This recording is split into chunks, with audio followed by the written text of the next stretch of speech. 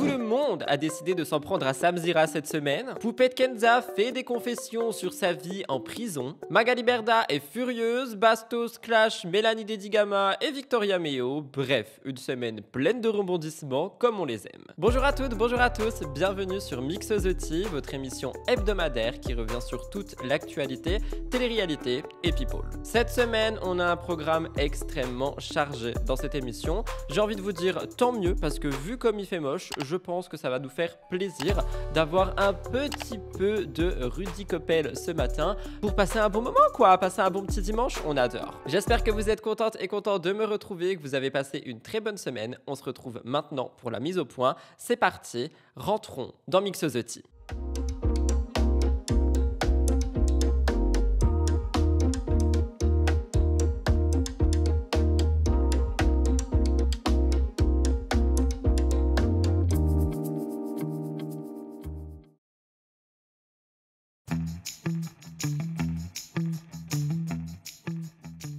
Pour la mise au point, cette semaine, pas mal de petites choses, et oui, encore une fois. Premièrement, je vous parle de Bastos. On va parler de Bastos plein de fois dans l'émission, je crois, mais là, je vous en parle moi-même, parce que la semaine dernière, je vous ai fait une actu, qui n'était pas une actu, mais mon avis sur Bastos qui pourrait quitter Aja. Alors, il y a plein de gens qui sont venus me descendre dans les commentaires de Mix the Tea de la semaine dernière, me disant « Mais non, mais regarde, il est encore là, et machin, et bidule, et chouette ». J'ai fait une voix off dans mon avis sur en disant qu'effectivement, du coup, il était là et même sans la voix off, je répondais en fait à des questions qu'on m'a posées me demandant s'il avait quitté Aja vu qu'on le voyait moins et j'avais dit que je ne pensais pas que juste les chroniqueurs tournent. Donc les gens qui viennent me déglinguer dans mes espaces commentaires avant même d'avoir regardé la vidéo et écouté ce que j'avais à dire, je trouve pas ça cool, vraiment. Donc s'il vous plaît, allez au moins regarder l'actu concernée avant de me déglinguer comme ça là. Non, plus sérieusement, c'est juste pour dire que quand on voit quelque chose, n'hésitez pas à aller écouter au moins la partie concernée avant de venir, je sais pas, essayer de clasher le créateur de contenu, la créatrice de contenu, parce que je trouve pas ça cool, sachant que les choses ont été littéralement dites de vive voix et en plus rajoutées en voix off, en mode ah oui, effectivement, il est toujours là. Donc voilà, c'était juste pour faire un petit point là-dessus. Deuxième chose, j'ai l'immense honneur de vous dire que cette émission de Mix the Tea est en partenariat avec une marque qui me fait confiance sur plein d'autres contenus et que j'ai décidé de mettre ici aussi. Je vous parle de la marque de compléments alimentaires Cure, qui est une marque créée en France, enfin des compléments qui viennent de France et de Belgique, qui sont testés et approuvés. Vous pouvez retrouver sur leur site de quoi faire un diagnostic complet, histoire de savoir un petit peu quels sont vos besoins si jamais vous en avez. Mais il y a aussi d'autres compléments pour la peau, les cheveux, etc. Personnellement, mon petit chouchou, c'est le complexe anti-chute de cheveux homme qui a fait que mes cheveux sont de plus en plus soyeux au fil du temps. Ça doit faire bien 3-4 mois que je le prends, lui. Sur le site, vous avez plusieurs gammes. Vous avez des gammes avec des petites boîtes de 30 à 120 gélules pour avoir une cure sur un mois ou jusqu'à 3 mois d'un complément en particulier, comme du magnésium, comme le complexe anti-chute de cheveux. Il y en a aussi pour les femmes d'ailleurs, c'est-à-dire qu'il y en a un spécial homme, un spécial femme, parce que je crois que le bulbe capillaire est pas le même, bref. Mais vous avez aussi des box personnalisées où à l'intérieur vous avez des petits sachets avec votre nom qui vous donnent un petit peu vos compléments que vous avez sélectionnés. Moi personnellement, dans ma cure en ce moment, j'en ai 4 ou 5. Il y a de l'oméga végétal, il y a de la vitamine B12 car je ne mange pas de viande, du magnésium parce que je suis un petit peu en mode wouh, I need to sleep, et un autre qui est le L-tyrosine. Je vous en parle ici aussi parce que je sais qu'il y a beaucoup de personnes qui me suivent et peut-être que vous prenez habituellement de la spiruline. Cure a sorti une cure justement de 3 mois uniquement de spiruline qui est à 24 € jusqu'au 31 mai, donc je trouve franchement que ça vaut le coup. Sachant qu'avec mon code qui s'affiche à l'écran, Rudy9572, vous avez moins 20% sur tout le site, peu importe ce que vous prenez, mon code fonctionne. Donc si jamais vous voulez tester la spiruline ou vous refaire une cure de spiruline, n'hésitez pas à passer dans le lien en barre d'infos avec mon code, ça me soutient directement et ça vous permet d'avoir vraiment un moindre coût sur celui-ci. Et si jamais vous voulez juste faire un tour sur le site, n'hésitez pas, et si jamais vous faites un panier, tapez mon code, ça vous donne moins 20% et ça me soutient directement. C'est vrai que je parle jamais de ce genre de collaboration sur la chaîne principale, j'ai décidé de le faire cette fois-ci, donc n'hésitez pas à me dire si c'est quelque chose qui peut vous intéresser. Et d'ailleurs, j'ai oublié de le dire aussi, mais avec les beaux jours qui sont censés revenir, il y a aussi le complexe solaire, enfin il y a vraiment beaucoup de choses, donc n'hésitez pas à aller faire un petit tour, ça ne coûte rien et le diagnostic est gratuit si jamais. Tout est dans la barre d'infos si ça vous vous intéresse et je remercie Cure de me faire confiance depuis des années. Dernier point de la mise au point, évidemment, l'appel au like. Les gars, la semaine dernière, vous avez tout défoncé, je suis trop content, merci beaucoup. Je crois qu'on a déjà 1300 likes sur l'émission au moment où je filme. Donc je refais un petit appel au like, n'hésitez pas, si jamais vous souhaitez soutenir la chaîne, c'est totalement gratuit et ça aide beaucoup. Surtout qu'en ce moment avec les examens, tout ce qui se passe, etc., il y a vraiment une baisse de vue générale sur YouTube. En plus, c'est vrai que l'actualité n'est pas non plus en mode drama en ce moment, donc on est vraiment sur des actus. Donc il n'y a pas forcément beaucoup plus de gens qui veulent venir que ça, ce que je peux comprendre. Donc n'hésitez pas si vous souhaitez me soutenir, un petit like, c'est gratuit. Bon, la mise au point de 10 minutes là, elle est terminée, ça va encore saouler les haters. On va passer au sommaire. Avant ça, une petite gouliche de matcha. C'est parti mon kiki. Au sommaire de cette émission, Bastos vs Mélanie Dedigama, mais il parle aussi de Victoria. Magali Berda est la première à clasher Samzira, la nouvelle émission The Detective Club sur W9. Maïsan et Emine font un point. Nabila a eu une frayeur au festival de Cannes. Adixia et Nicolo se montrent avec un bisou. Au milieu de l'émission, on reparle de Samzira et cette fois-ci, c'est parce que Anaïs Camizuli a décidé de le terminer. Nous avons aussi Ilona qui prend une décision. Secret Story 2025. Adé Laurent, prise de parole. Magali Berda est furieuse, Yesta Ilman est critiquée, Giuseppa Querlo également et Marwa Meraska parle encore de son couple. Actualités internationales sont au nombre de 3. Chris Brown est arrêté, Billie Eilish au Met Gala ou pas et Kim Kardashian update. 3 gros dossiers cette semaine, j'espère qu'ils vous intéresseront, un peu plus différents que d'habitude. Noémie Mabel parle de jazz, Camila se confie et les confessions de Poupette Kenza. Une émission riche en couleurs qui, j'espère, saura vous satisfaire. Et moi je vous retrouve dans un instant pour les stories de la semaine. C'est parti, rentrons enfin dans les actualités.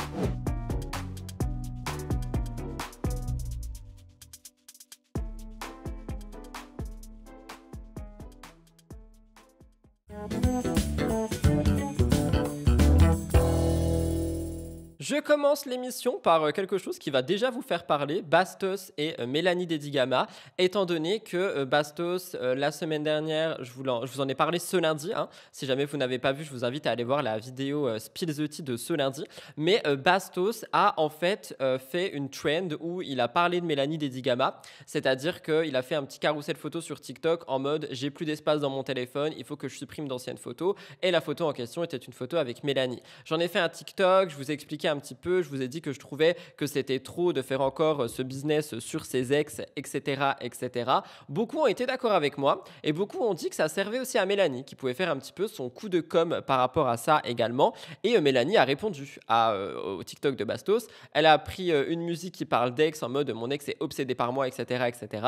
Elle a fait un petit lip sync dessus et Bastos a réagi aussi en utilisant la même musique et donc effectivement c'est quelque chose qui a fait parler. Donc ça c'est un petit peu pour le contexte. Cependant, les choses sont allées plus loin, étant donné qu'on a posé la question à Mélanie Dedigama en question-réponse sur Instagram, et elle a répondu à ça. C'est pas moi qui vais vous le raconter, c'est une blogueuse que j'ai trouvée il y a quelques mois sur Instagram qui mérite vraiment beaucoup plus de visibilité, donc n'hésitez pas à aller la voir si vous ne la connaissez pas. Le compte est Gossip Place, elle fait des contenus que j'aime énormément et qui d'ailleurs me motive aussi à reprendre les contenus un peu fast cam sur TikTok. Je vous laisse regarder ça, vous comprendrez un peu mieux. Mélanie Dedigama répond à Bastos, qui lui répond en retour. À croire qu'ils vont finir ensemble, ces deux-là.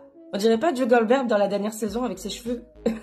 À la question pourquoi Bastos ne t'oublie pas alors que c'était il y a 10 ans, votre relation, Mélanie répond, je pense qu'il s'ennuie. Mais au moins, il n'est pas virulent pour le moment. J'applaudis ses efforts, même si l'objectif est quand même qu'il ne parle plus de moi. Mais bon, step by step.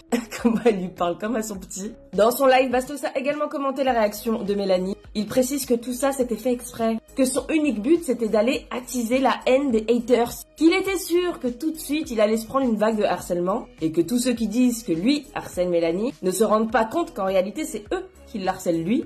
C'est quand même assez tordu comme façon de penser, mais bon, c'est Bastos. On sait que pour lui, les réseaux sociaux n'est juste qu'un terrain de jeu qu'il manipule à sa guise, en fonction de ce qu'il peut dire ou pas dire. Il précise néanmoins qu'il la trouve magnifique et a deux doigts de retomber sous son charme. Alors penses-tu une seconde que tous les deux, il y a moyen qu'un jour, ils moyennent ensemble? Ou alors penses-tu qu'il n'a absolument aucune crédibilité auprès de Mélanie Dedigama? Dis-moi toi ce que tu en penses en commentaire. Si je peux vous dire quelque chose ici, c'est que je pense d'un côté, j'adore Mélanie, elle le sait, hein, mais je pense que pas elle en joue, mais je pense qu'elle utilise aussi ça un petit peu pour qu'on regarde un petit peu ce qu'elle fait, pour qu'on regarde, enfin qu'on braque les regards sur elle, parce que sinon elle aurait évité la question. Ce n'est que mon avis, ça se trouve je me trompe, elle me le dira si c'est le cas, mais je pense qu'elle a choisi cette question aussi pour continuer à rester dans ce truc et à ce qu'on en parle. Je pense que c'est possible, surtout qu'elle est en diffusion à la télé, donc je me dis pourquoi ne pas joindre l'utile au désagréable. Dans tous les cas, Bastos, lui de son côté, je trouve qu'il va trop loin avec ses ex. Il y a aussi un autre magnéto que j'ai peut-être envie de vous faire passer ici, où en live, il parle de la future musique de Victoria Meo en disant que ça risque d'être un flop parce que sa première musique n'était pas un hit, mais c'était vraiment quelque chose juste pour le buzz. Alors en live Twitch, on a été comparer les streams. Bastos sur Michto en a uniquement 44 000 sur Spotify. Victoria en a 700 000. Donc voilà, on est comme sur une grande différence. On m'a dit oui, mais regarde sur YouTube. Bastos, Michto sur YouTube, 400 000 vues. Et Victoria sur Clochard en a 800 000. Donc dans tous les cas, la musique de Victoria a été beaucoup plus écoutée. Et j'ai pu faire un petit sondage et je me suis rendu compte qu'il y a des gens qui l'écoutent quand même encore aujourd'hui sans avoir tout le côté buzz. Moi, le premier, cette musique me fait extrêmement rire et elle me met en joie. Donc j'ai trouvé ça un petit peu aussi culotté en fait de la part de Bastos de vraiment ne pas se prendre pour de la merde et avoir ce jugement par rapport à Victoria et à son projet musical. Je sais pas, vous me direz ce que vous en pensez, mais j'avoue j'étais là en mode Et on commence avec Vivi qui nous dit qu'elle avait oublié qu'elle avait fait un hit. Un hit, je pense que le mot est grand. Gros Clochard, je vous rappelle que Gros Clochard, Vivi avait sorti ce son un petit peu en réponse au son que moi j'avais sorti. Comment ça s'appelait? Ça s'appelait Michto. Il était évident que c'était ironique, il y en avait qui l'avaient mal pris, et puis Vivi l'avait plutôt bien pris. Et donc je lui avais dit, écoute, si tu veux, tu peux me répondre en faisant une chanson. Je vais t'aider à le faire. Donc, j'avais réquisitionné mon copain Hugo pour qu'on lui produise son son. Et je rappelle, ce son-là, je l'ai en grande partie écrit. C'est Hugo et moi qui l'avons en grande partie écrit. Alors, je m'en vante pas, hein, c'est pas du tout un chef-d'œuvre. Eu l'initiative de le faire, c'est-à-dire que vraiment, c'est moi qui ai appelé Hugo. J'ai dit viens, on produit le son de Vivi. Où on lui fait répondre, comme ça c'est sûr, ça a cartonné. En plus de ça, elle venait de tromper Nicolo avec moi, elle venait de le lâcher, donc le Gros Clochard, ça pouvait s'adresser à moi et ça pouvait s'adresser aussi à Nicolo. Donc il y avait un énorme buzz sur ce moment-là, et d'ailleurs je pense... Et j'espère pas, hein, parce que vu que Hugo est investi dans ce deuxième son, je pense que le prochain son sera un échec cuisant. Maintenant, j'espère pas, j'espère que ça sera un succès, parce que, et d'ailleurs c'est pour ça aussi que j'en parle, parce que ça en fait un petit peu la promo, mais ça me ferait plaisir pour Hugo que ça pète. Malheureusement, pour moi, les raisons du succès de Gros Clochard, c'était les mêmes raisons du succès de Vivi, c'était les mêmes raisons du succès de Michto, c'était des sons buzz. C'était pas des sons où nous, on arrive et on se prend pour des chanteurs alors qu'on n'est pas des chanteurs. Dans tous les cas, tout ça pour dire que le business sur les ex est quelque chose qui continue de faire parler visiblement. Vous me direz ce que vous en pensez.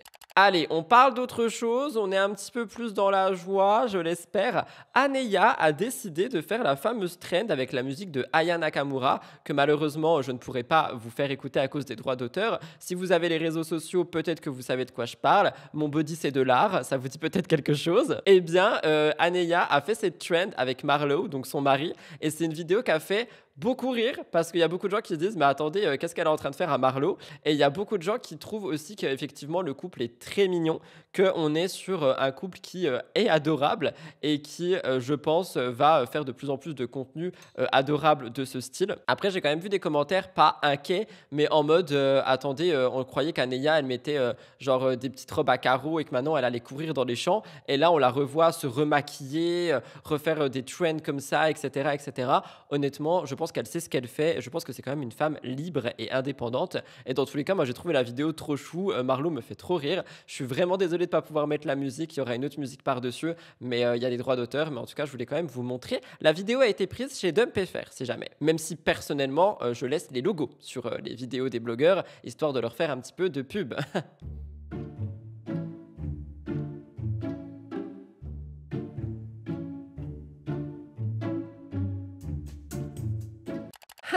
On rentre dans le dur. Magali Berda a déglingué Samuel Zira. Alors, on a étudié ce long magnéto sur Twitch, je vais vous laisser un petit moment ici, pour vous expliquer un petit peu le contexte. Magali Berda a fait une collaboration pour Shein, collaboration qui a été vivement critiquée, étant donné qu'on a vu qu'il y a plein de personnes qui ont été coupées au montage, que toutes les personnes qui disaient que Shein, c'était pas forcément cool par rapport à l'écologie, etc., n'existent pas dans le montage de cette vidéo.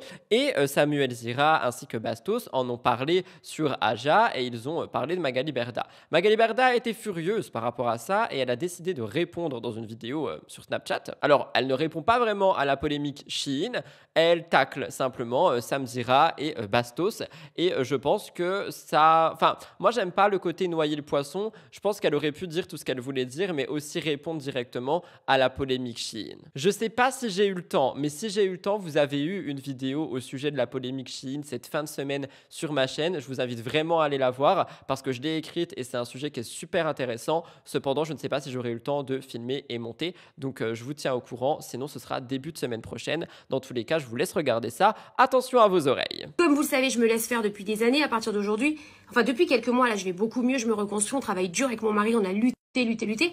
Il n'est pas question qu'on se laisse encore saboter une deuxième fois. Vous voyez, on apprend de nos erreurs. Je vais pas rester sans rien dire. Donc, je vais vous expliquer 2-3 choses à leur sujet.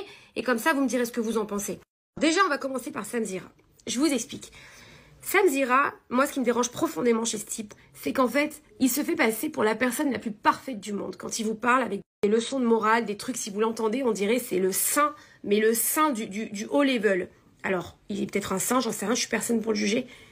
Mais tout ce que je sais, c'est que lui, il est personne pour juger les gens. Tout ce que je peux vous dire, c'est que Sam Zira, ses méthodes, on les connaît dans le milieu.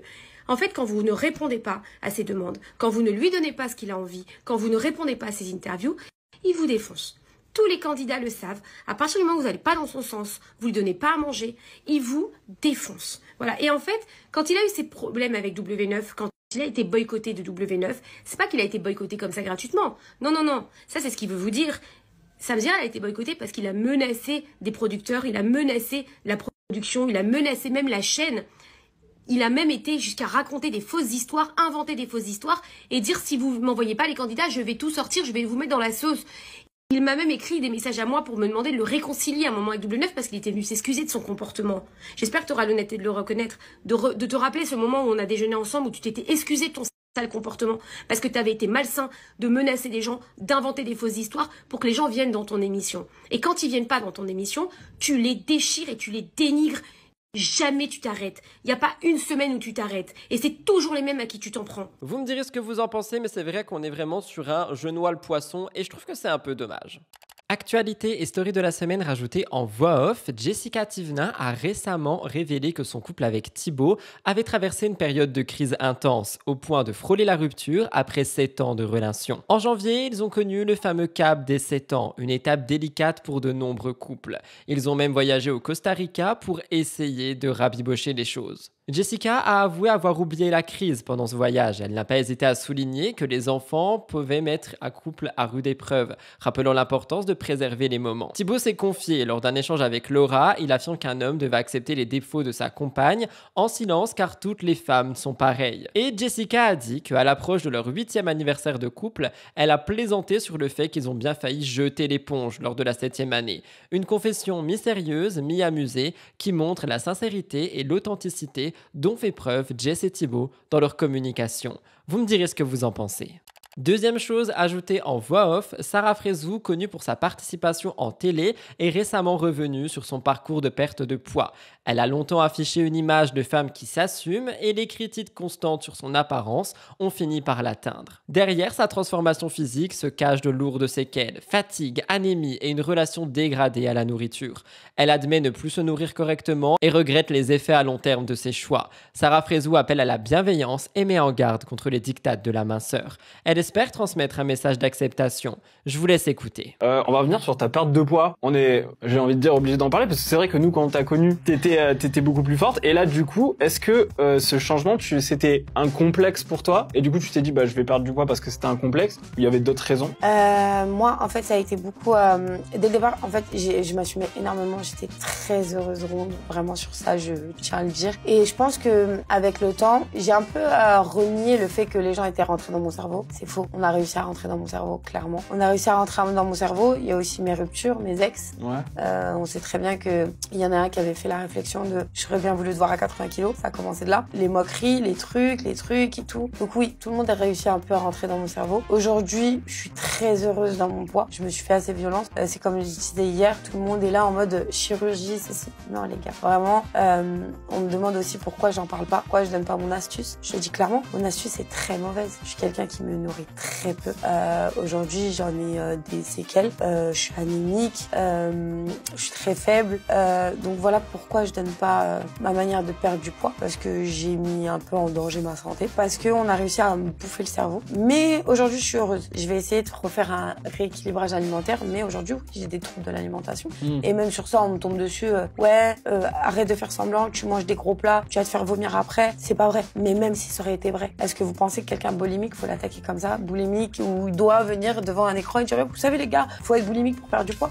Non. Bien sûr. Donc on m'a attaqué aussi sur Ozempic et tout. Je ne prends pas tout ça en fait. Et même si il y avait les des gens, rumeurs forcément par rapport à ça. il y a des rumeurs, mais en fait les gens attendent. On a quand même des jeunes qui nous suivent. Et même si demain on serait passé par ces chemins-là, vous voulez quoi? Vous voulez qu'on tire les gens vers des choses mauvaises que nous-mêmes on fait? Non, les gens n'ont pas besoin d'en parler. Chacun a sa manière de faire. La seule chose qu'on peut vous apporter, c'est oui, faire beaucoup de sport, une alimentation saine et s'accrocher à ce qu'on veut et avoir ce déclic. Mais chacun son déclic. Moi, ça a été brutal, mais je suis heureuse aujourd'hui. Je pourrais pas dire que je suis plus heureuse que quand j'étais ronde, parce que la vérité, que quand j'étais ronde, je faisais pas attention à ce que je mangeais. Je mangeais où je voulais, je profitais en vacances, et cocktails, et trucs. On va pas se mentir, c'est un vrai bonheur de manger. Aujourd'hui, en étant mince, je surveille. Oui, c'est peut-être devenu une obsession, mais je viens tellement trop loin. Et j'ai tellement cette peur qu'on me tombe dessus. Ah, t'as grossi. Ah, nanana. C'est devenu une phobie, en fait, un peu. Ouais, très heureuse. Aujourd'hui, je m'assume totalement. Ça a laissé des séquelles. Mais la seule chose que j'aurais peut-être à dire aux gens, c'est de s'accepter tels qu'ils sont. Et faites pas la même connerie que moi. Ne laissez pas les gens rentrer dans votre cerveau. Parce que, en vrai, c'est pas l'apparence physique qui va faire de vous une belle personne, plutôt à l'intérieur. Ouais, carrément. Voilà. On en a rien à foutre. Il y a des meufs, elles sont clairement des bombes atomiques, mais tu viens parler avec elles, elles sont exécrables. Et elles ont le fond noir. Ouais. Et c'est ça que vous devrez plus regarder, c'est votre apaisement avec vous-même et est-ce que vous avez envie de dégager le physique à l'extérieur ou est-ce que vous avez envie de faire ressortir votre bon. Ça, c'est deux choses différentes. Ouais, c'est clair. Encore une story de la semaine rajoutée en voix off. Une vidéo prise lors du festival de Cannes fait le buzz sur les réseaux sociaux. On voit Isabeau de la Tour éviter Ilona Goss. Ça ravive donc les tensions entre les deux influenceuses. Depuis leur violente altercation sur le tournage d'Objectif Reste du Monde en 2021, les relations semblent être glaciales. Aujourd'hui, Ilona poursuit ses activités dans l'influence et Isabeau s'est éloignée du milieu de la télé-réalité. Dans la vidéo, Ilona semble vouloir entrer en contact avec Isabeau, mais Isabeau l'ignore, esquivant tout échange par des gestes clairs. Elle détourne le regard, elle s'éloigne volontairement et finit même par lui tourner le dos. Une attitude qui n'a pas échappé aux internautes. Nombreux sont là à commenter avec sarcasme ce moment. Cette scène souligne que malgré les années, des rancunes ne s'effacent pas, mais surtout que Isabeau essaye de protéger l'image qu'elle s'est créée et ne pas se mêler aux candidats de télé-réalité. J'ai également vu des commentaires disant que Ilona savait très bien ce qu'elle faisait et qu'elle essayait peut-être de prendre les contacts d'Isabeau dans le monde de l'influence. C'est vrai qu'Isabeau s'est construit une belle carrière et peut-être qu'Ilona essaye d'en profiter. Dites-moi ce que vous en pensez.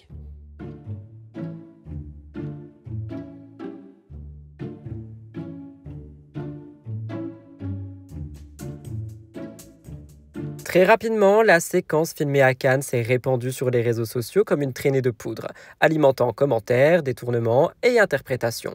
En quelques heures, la vidéo est devenue virale, suscitant une avalanche de réactions. La blogueuse Seina s'est illustrée en tant que première analyste détaillée, image par image. Dans sa story Instagram, elle tente de remettre les choses en contexte. Elle dit « Vous regardez une vidéo de 10 secondes complètement sortie de son contexte et vous brodez toute une histoire. Vous ne connaissez ni les personnes, ni la situation réelle, et pourtant, vous tirez des conclusions définitives. » Elle continue par dire « Ok, elle a peut-être le regard un peu fuyant, mais franchement, peut-être qu'elle cherchait juste un verre, une cigarette, son ami, son attaché de presse. On ne peut pas tout interpréter. » Là, c'est des rumeurs. Ilona aussi a réagi. Elle a répondu à la blogueuse en disant « Merci, enfin quelqu'un qui est lucide. » Et finalement, Isabeau de la Tour elle-même a décidé de répondre. Elle a dit « Je cherchais effectivement mon agent. » Une mise au point brève mais suffisante pour balayer les interprétations. Malgré les tentatives pour éteindre la polémique, le buzz continue d'enfler.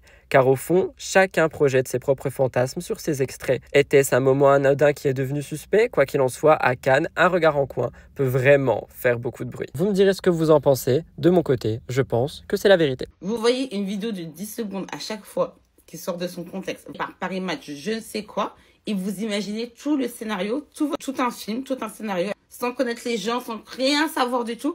Vous avez vu Léna Situation, Nabila et Paul Duchemin traverser une route. Pour vous, ils se sont fait recal d'un resto. Non mais c'est une folie de... C'est un film. Oui, ils sont passés par une autre porte. Enfin bref, on les voit circuler un petit peu devant un resto. Et pour vous, ils se sont fait recal. Et vous répandez ça en plus partout. Vous entraînez tout le monde dans votre chute. Là, c'est sûr qu'il y a eu des pauses déj chez Mehdi en mode, bah, dis donc, Léna Situation, finalement, pas si star, recalée d'un resto. Eh ben oui. Alors que pas du tout. N'importe quoi. Puis concentrez-vous un petit peu. Vous savez qui est Léna Situation aujourd'hui, en 2025 ou pas? Si Léna Situation ne rentre pas dans un établissement, personne ne rentre en France. Mais est-ce que vous savez ça? Pareil avec Ilona et Isabeau. Genre que Isabeau essaie de fuir Ilona. Effectivement, elle a le regard un peu fuyant et tout, machin.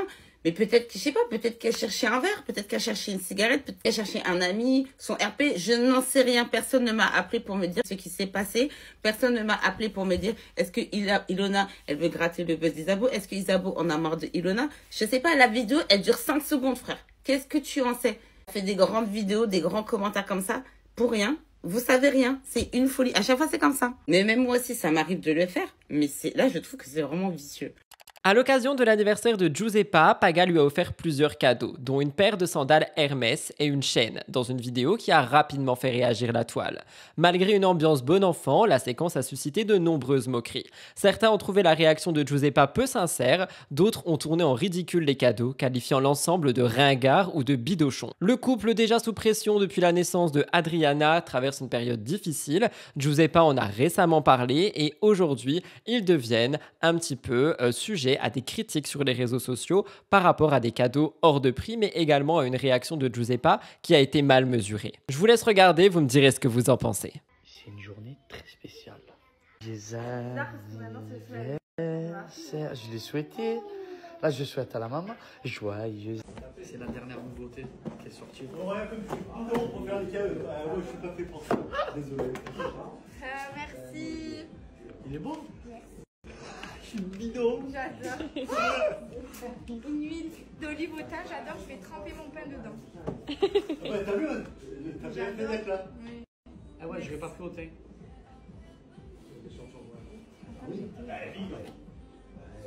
C'est la nouveauté. J'ai fait un coffret cadeau. Waouh, trop belle bébé. Canon, j'adore. Montre. Ah ouais, elles sont très belles. La... Qu'est-ce que c'est?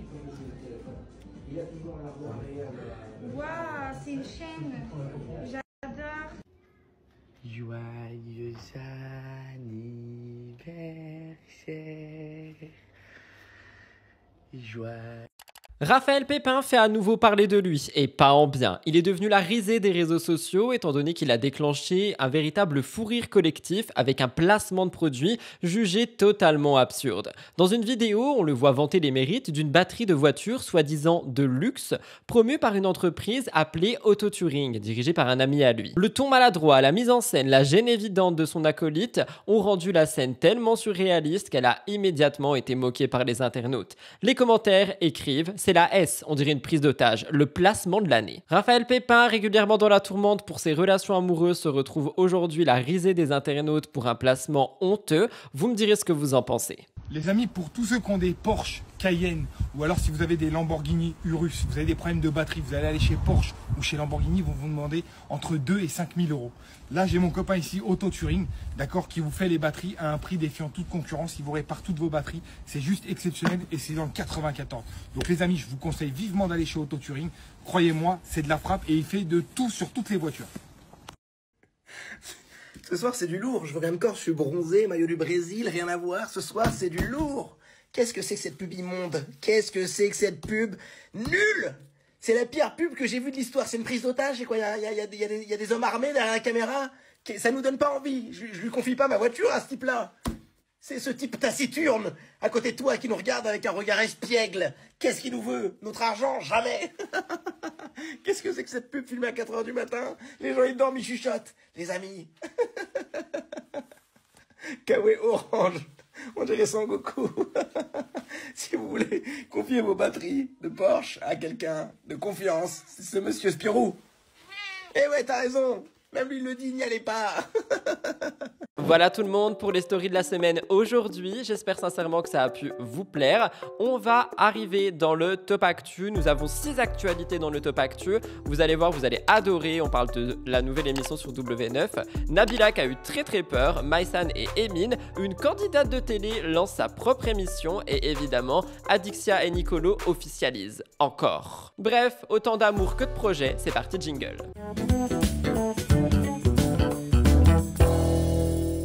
Alors, on en a toutes et tous parlé, je pense que vous n'avez pas pu rater l'information, la nouvelle émission Le Cluedo de W9, là, qui n'avait pas de titre, eh bien le titre est sorti.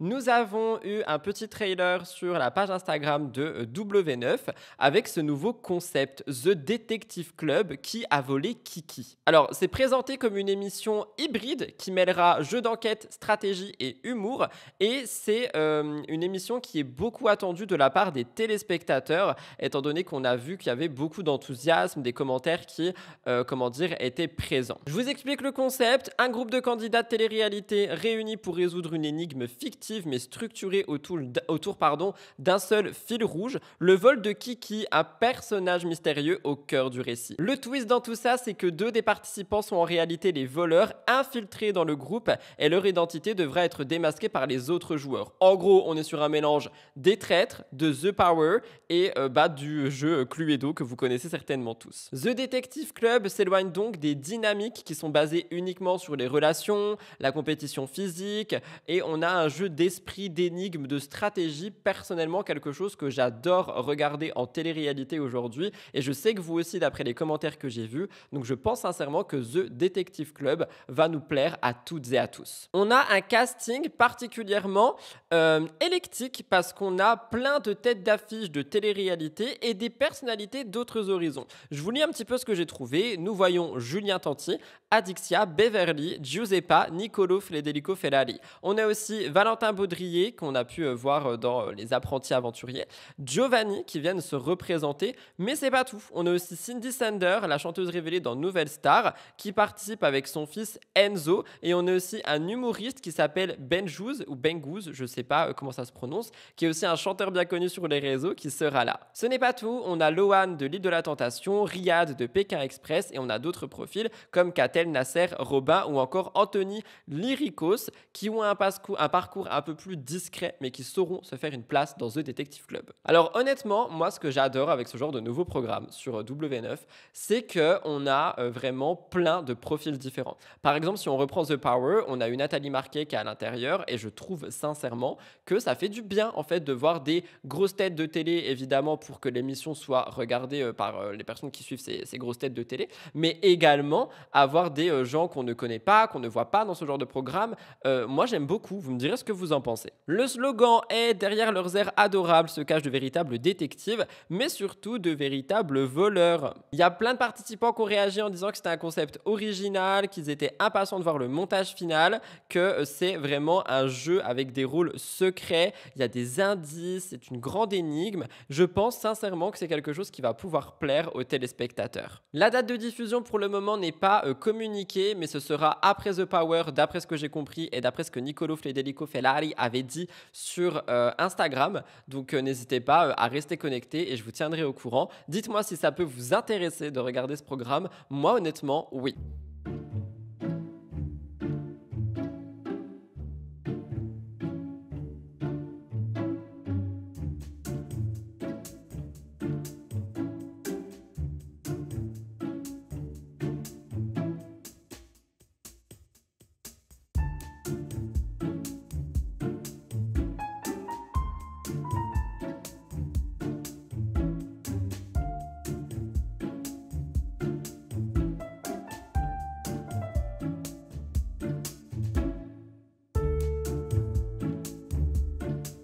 Généralement, nous parlons de Maddy dans MTT. Cette fois-ci, on ne parle pas d'elle, mais on parle de Benjamin Sama.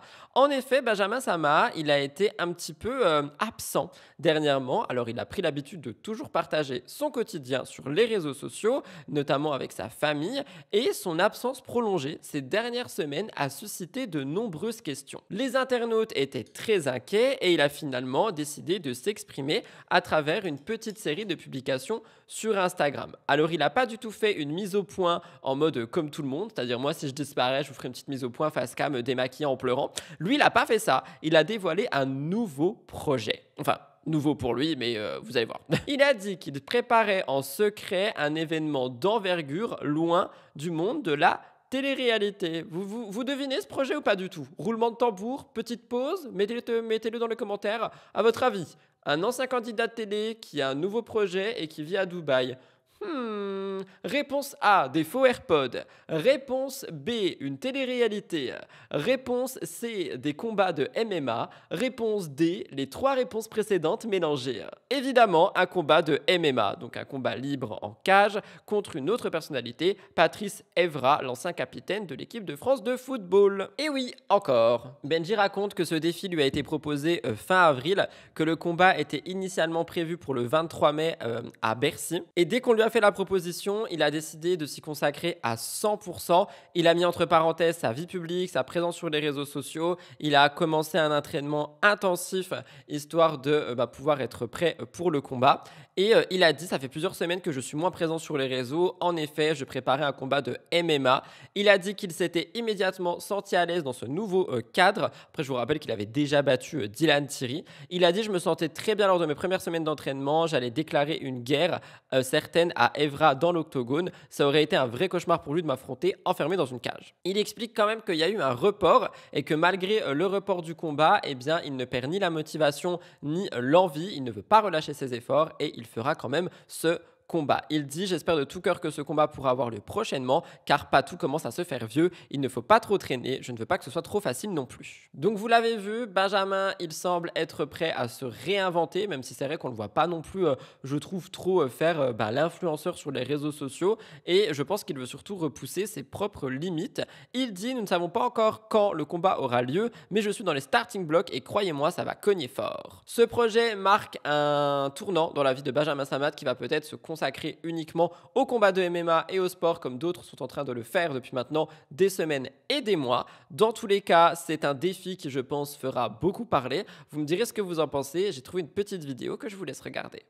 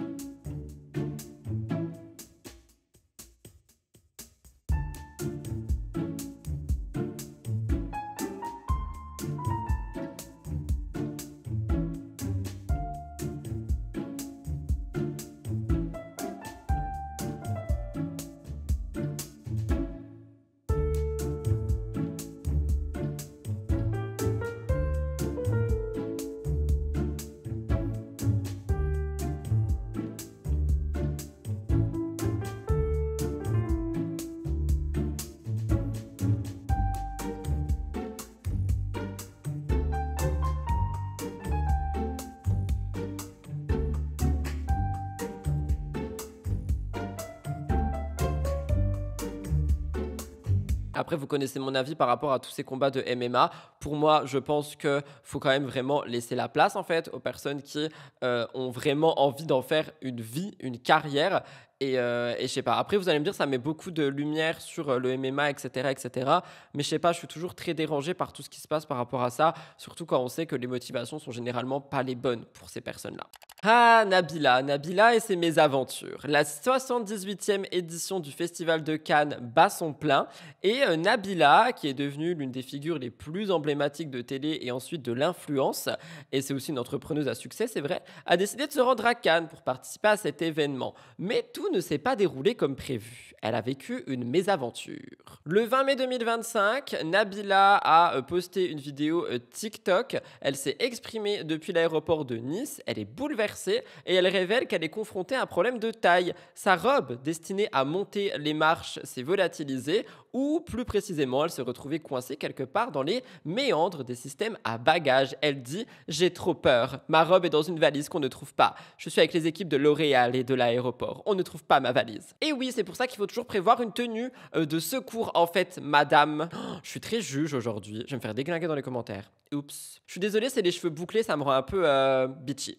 Nabila est toujours très impliquée dans son image publique. Elle se préparait depuis plusieurs jours à faire une apparition remarquée et évidemment, la disparition de sa tenue constitue une véritable catastrophe à ses yeux. Elle dit qu'elles ont réussi à retrouver 2 valises, mais que la robe est dans la 3e et que celle-ci est introuvable. Après, comme je l'ai déjà dit, je ne sais pas si vous avez vu l'émission de mercredi, je trouve que le festival de Cannes, c'est un peu devenu le Met Gala des influenceurs et personnellement, je trouve que c'est dommage. Donc oui, effectivement, il y a tout ce côté mise en beauté, il y a tout ce côté on veut être classe, il y a tout ce côté tenue, outfit et make-up et les cheveux. Mais de base, c'est quand même pour voir des films, vous voyez ce que je veux dire? Donc oui, il y a des dress codes, etc. Mais si t'as pas ta robe à paillettes, tu peux en trouver une autre sur place. Enfin, t'inquiète, tu vois, même si je comprends que, évidemment, le but, c'est d'être la plus belle au Festival de Cannes. Je sais pas, moi, je trouve que j'ai du mal. C'est vraiment devenu le Met Gala des influenceurs. Après, c'est que mon avis. Peut-être que vous serez pas d'accord, mais je vous le donne quand même. Nabila disait, je sais pas si je dois rire, si je dois pleurer, etc., etc. Mais ce qu'elle a trouvé, c'est pas vraiment du réconfort sur les réseaux. Les réactions sous sa publication ont été pleines de sarcasme, parfois très dur. On pouvait lire, j'aimerais tellement avoir ce genre de problème, quelqu'un qui a dit quelque chose d'un peu plus dur, je vous préviens quand même. Moi, j'aimerais juste guérir du cancer. Il y a quelqu'un qui a dit c'est la guerre dans plusieurs pays, mais il faut sauver la robe du soldat Nabila pour monter les marches de la connerie. Ce sont des mots qui sont très durs, ok, et qui sont là en mode oui non mais vas-y te plains pas pour ça, il y a pire dans la vie. Et moi vous savez je suis pas du tout du genre à me dire c'est pas parce qu'il y a pire qu'on n'a pas le droit de se plaindre. Cependant je trouve que ça fait quand même énorme, surtout quand c'est ce qui se passe à ce moment-là, actuellement, au moment du Festival de Cannes, dans d'autres pays. J'en ai parlé sur Instagram. Et tout le monde est là, ouais, bling bling, paillettes, Festival de Cannes. Mais je sais pas, prenez aussi la parole sur ce qui est en train de se passer. Enfin, utilisez justement le fait que tout le monde vous regarde parce que vous allez faire votre Met Gala d'influenceurs pour parler de causes beaucoup plus graves qui sont en train de se passer actuellement dans le monde. Enfin, je sais pas, bref. J'espère pour elle que sa robe a été retrouvée, qu'elle a pu finir par l'enfiler et faire sa démonstration sur les marches du Festival de Cannes. Personnellement, j'ai pas trop regardé, j'ai juste regardé 2-3 réels. J'ai surtout vu Enjoy Phoenix et Lena Situation dans leur tenue. Les autres, ça m'intéresse pas trop. Donc voilà, j'espère sincèrement qu'elle a pu retrouver sa robe, bichette. Bon, je vais vous faire un TikTok parce que là, j'ai trop peur. Donc je suis arrivée à l'aéroport de Nice pour le Festival de Cannes et j'ai ma robe qui est dans une valise qu'on ne trouve pas. Donc je suis avec les équipes L'Oréal et les équipes de l'aéroport. Et en fait, on ne trouve pas ma valise. On ne trouve pas ma valise avec ma robe dedans. J'ai une robe dedans. Je vais aller voir. Est-ce que vous avez trouvé la valise? Pas encore. Vous croisez les doigts? Est-ce que vous savez qu'il y a ma robe du festival dans la valise? Oui? Voilà. Voilà, donc en fait, on a 2 valises juste ici. C'est des valises où il y a des affaires. Mais ma robe pour ma montée des marches de demain est dans la 3e valise qui n'arrive pas. On va la voir, on va la voir. Mais on va la voir, il n'y a plus rien sur le Si ça tourne, elle est cachée, elle est cachée. Bon, voilà la situation actuelle. Dites-moi ce que je dois faire, si je dois rire, si je dois pleurer, je sais pas. Désolé d'avoir été un peu vénère pour cette actu, mais vraiment quand je vois ce qui se passe dans le monde et que je me dis qu'elle a fait un TikTok d'1 minute 30 monétisé pour justement parler du fait que sa robe a été portée disparue, enfin je sais pas, ça me... Trouve-en une autre. Autre chose par rapport à Nabila, après ce premier incident rocambolesque où elle a failli manquer sa montée des marches à cause d'une robe, un nouvel épisode est venu enflammer les réseaux sociaux. Une vidéo devenue virale prétend en effet que Nabila, accompagnée de la créatrice de contenu Léna Situation, se serait vue refuser l'accès à un restaurant chic de la Croisette, un lieu qui venait justement d'accueillir l'actrice Scarlett Johansson, aperçue un petit peu plus tôt. Évidemment, il n'en fallait pas plus pour les internautes, toujours avides de sensations, qui se sont emparés de l'affaire. Très vite, les commentaires ont fusé, parlant d'une humiliation publique et relançant les fantasmes autour d'un prétendu snobisme canois. Nabila a décidé de réagir. Elle a dit « Vous êtes tellement drôle, chaque année vous essayez de faire ça ». En effet, en 2024, déjà, une autre vidéo avait circulé, affirmant à tort qu'elle et son mari Thomas Vergara avaient été refoulés à l'entrée d'une plage privée. Une rumeur rapidement démentie, mais qui avait eu le temps de faire le tour du web. Comme souvent, la réalité est bien plus nuancée que ce que laissent croire certaines vidéos. Dans le cas présent, il s'avère que Nabila et Léna n'étaient même pas seules, mais accompagnées de Paul Duchemin, coiffeur attitré d'Iris Mittener et membre proche des trois femmes. Ils auraient simplement choisi d'accéder au restaurant par une entrée secondaire, moins exposée. En réalité, ils ont bel et bien participé à la soirée, loin du scénario d'exclusion mis en scène par les internautes. Au final, tout ça montre encore une fois à quel point l'emballement numérique peut créer des récits fictionnels bien éloignés de la vérité. Une question demeure, que cherchent vraiment les internautes lorsqu'ils s'emparent de ces micro-dramas. Et vous, qu'en pensez-vous? On ne s'ennuie jamais avec Nabila. Il se passe toujours quelque chose au Festival de Cannes. Alors cette fois-ci, elle passe une soirée avec Léna. Donc là, tout se passe bien. Elle va au GW Marriott à Cannes. Je pense qu'elle voulait aller au resto, mais ils l'ont recalé. Ça, c'est Scarlett Johansson. Elle est arrivée, elle est rentrée par la grande porte. Très grande classe. En même temps, c'est une star hollywoodienne. Elle passe par la grande porte. Là, Nabila et Léna arrivent. On leur dit de passer par une porte annexe. Et finalement, elles se sont fait, mais bien nextées. Oui, il faut se faire une raison. Le Festival de Cannes, ce n'est pas que des stars, c'est aussi des influenceurs. Mais il y a quand même des établissements qui refusent de les mélanger. Il y a deux teams. Celle pour qui le Festival de Cannes ne concerne que des vraies stars. Et la deuxième team qui a l'esprit un peu plus ouvert et qui accepte que certains influenceurs y assistent, sachant qu'elles ont des collaborations avec des grandes marques comme L'Oréal. Alors vous êtes plutôt quelle team? En tout cas, moi ça me fait rire à chaque fois leurs histoires. Un petit point sur Maïsan et Emin, le couple le plus scruté des réseaux sociaux.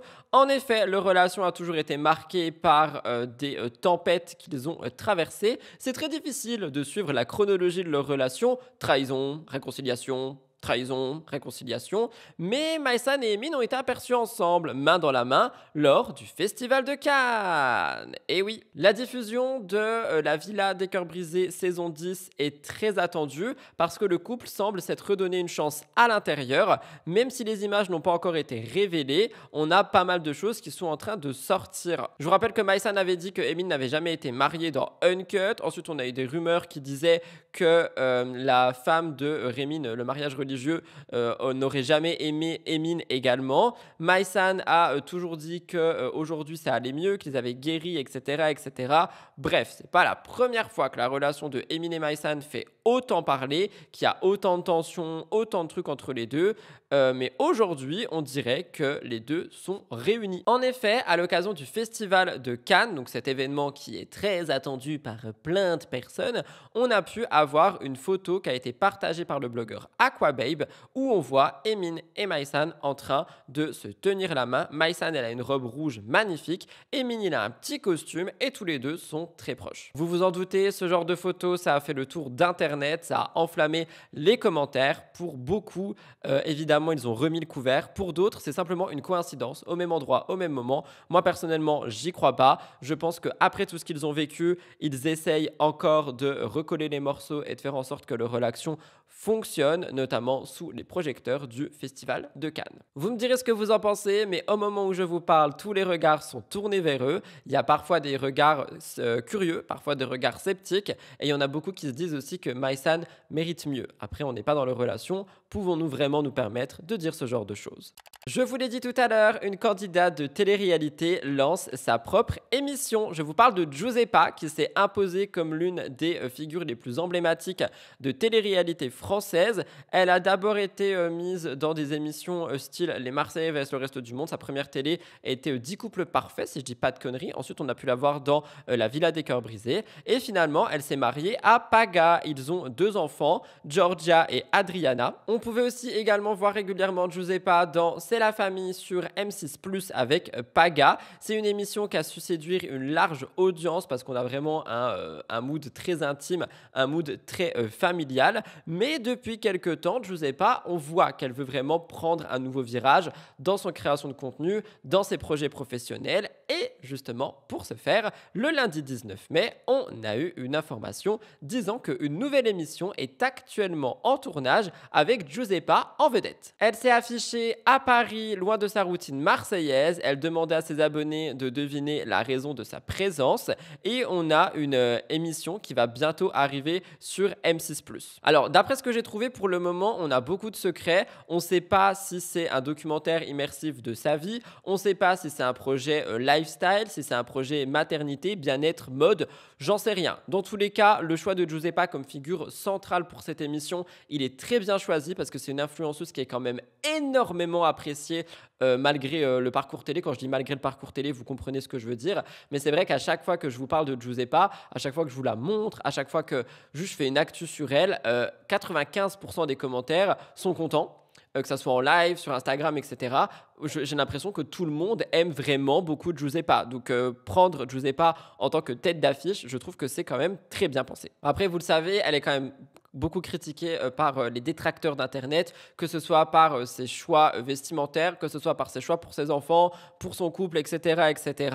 Mais bon, avec cette nouvelle émission, je pense qu'elle veut aller encore plus loin dans cette logique de nouveaux projets professionnels. Elle s'affirme comme une personnalité médiatique qui est capable de porter un programme à elle seule, même si évidemment, il y a une équipe de prod, etc. Ça va être elle, la tête d'affiche. D'après ce que j'ai lu, le lancement de l'émission serait pour les semaines à venir et je pense sincèrement que ça suscitera la curiosité de beaucoup. Vous me direz ce que vous en pensez, mais moi je suis très fier d'elle, comme si c'était ma petite. Je rigole, Giuseppa, ne t'énerve pas. Et d'ailleurs, on reparlera d'elle tout à l'heure. Je termine le top actu avec ma plus grande déception du moment. Adixia et Nicolo qui ont officialisé avec un bisou. Nicolo, je vous rappelle que de base, c'était le mien. He was mine. Et il a décidé de partir pour la belle Adixia. Après, maintenant, je peux plus dire ça vu ce que je vous ai raconté sur la chaîne de vlog. Mais voilà, ça reste quand même le mien.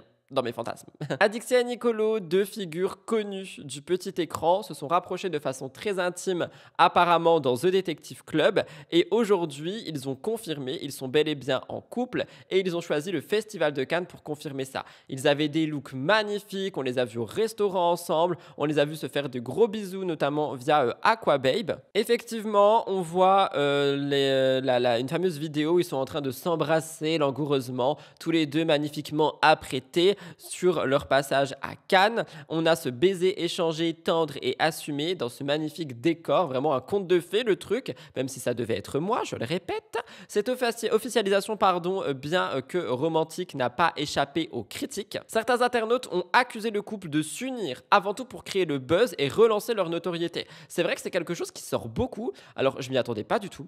Pour moi, c'est vraiment c'est un couple qui est sincère, vous voyez ce que je veux dire. Et pourtant, plus le temps passe, plus je vois le nombre de rumeurs et de commentaires disant que c'est un couple buzz qui augmente et franchement, je m'y attendais vraiment pas du tout à voir cette augmentation de rumeurs de c'est un couple buzz, ils sont là que pour le buzz. Rudy, réveille-toi. Ce genre de soupçon est courant dans l'univers de la télé-réalité, mais j'ai vraiment l'impression que pour Nicolo et Adixia, c'est sincère. Nicolo a répondu, il a dit les gens à la recherche du buzz sont ceux qui n'arrivent pas à être intéressants par eux-mêmes. Ils ont besoin d'attirer l'attention sur les réseaux, dans l'espoir que quelques productions les rappellent pour continuer leur parcours et pour faire des placements de produits, gagner de l'argent. Je pense que ce n'est vraiment pas mon cas. Et moi, j'ai envie de le croire. Après, je suis totalement biaisé et subjectif par rapport à Nicolo. Donc, est-ce que je suis aveuglé par l'amour italien? C'est possible. Dans tous les cas, qu'on le veuille ou non, leur couple ne laisse personne indifférent. Leur couple est inattendu, il intrigue et il s'inscrit dans cette longue tradition de romance née en télé-réalité.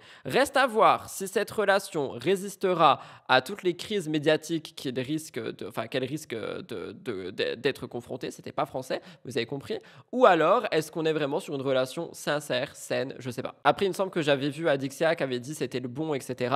Et c'est des choses qui avaient fait quand même parler en mode, attends, tu vois, calme-toi, c'est le début de la relation, protégez-vous et tout ça. Et moi après, si vous voulez mon avis, j'ai quand même l'impression qu'ils sont sincères l'un avec l'autre. Mais après, encore une fois, je suis pas en fait dans leur relation, je vois simplement les choses sur les réseaux, je vois ce que j'ai déjà pu entendre d'Adixia, ce que j'ai pu avoir d'elle, discuter avec elle, avec Nicolo également, et je les vois pas du tout jouer sur tout ça. Mais bon, qui suis-je finalement pour être sûr de ce que je pense? Personne. Donc à voir dans le temps. Vous me direz ce que vous en pensez. En attendant, moi je les trouve très mignons quand même.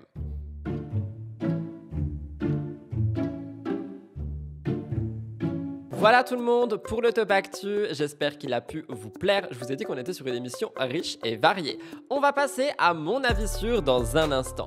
N'oubliez pas, si jamais vous souhaitez soutenir, de liker et commenter, ça aide énormément à faire développer la chaîne, rappelez-vous, et c'est gratuit. Je sais qu'on m'a dit, Rudy rappelle-le plusieurs fois dans l'émission, parce que je pensais que ça saoulait, mais en fait pas du tout, étant donné qu'il y a des gens qui m'écoutent en faisant le ménage, etc., etc. Parfois ils sont proches de leur téléphone quand je le dis, et c'est le moment, donc n'hésitez pas. Je vous retrouve tout de suite pour mon avis sûr, c'est parti.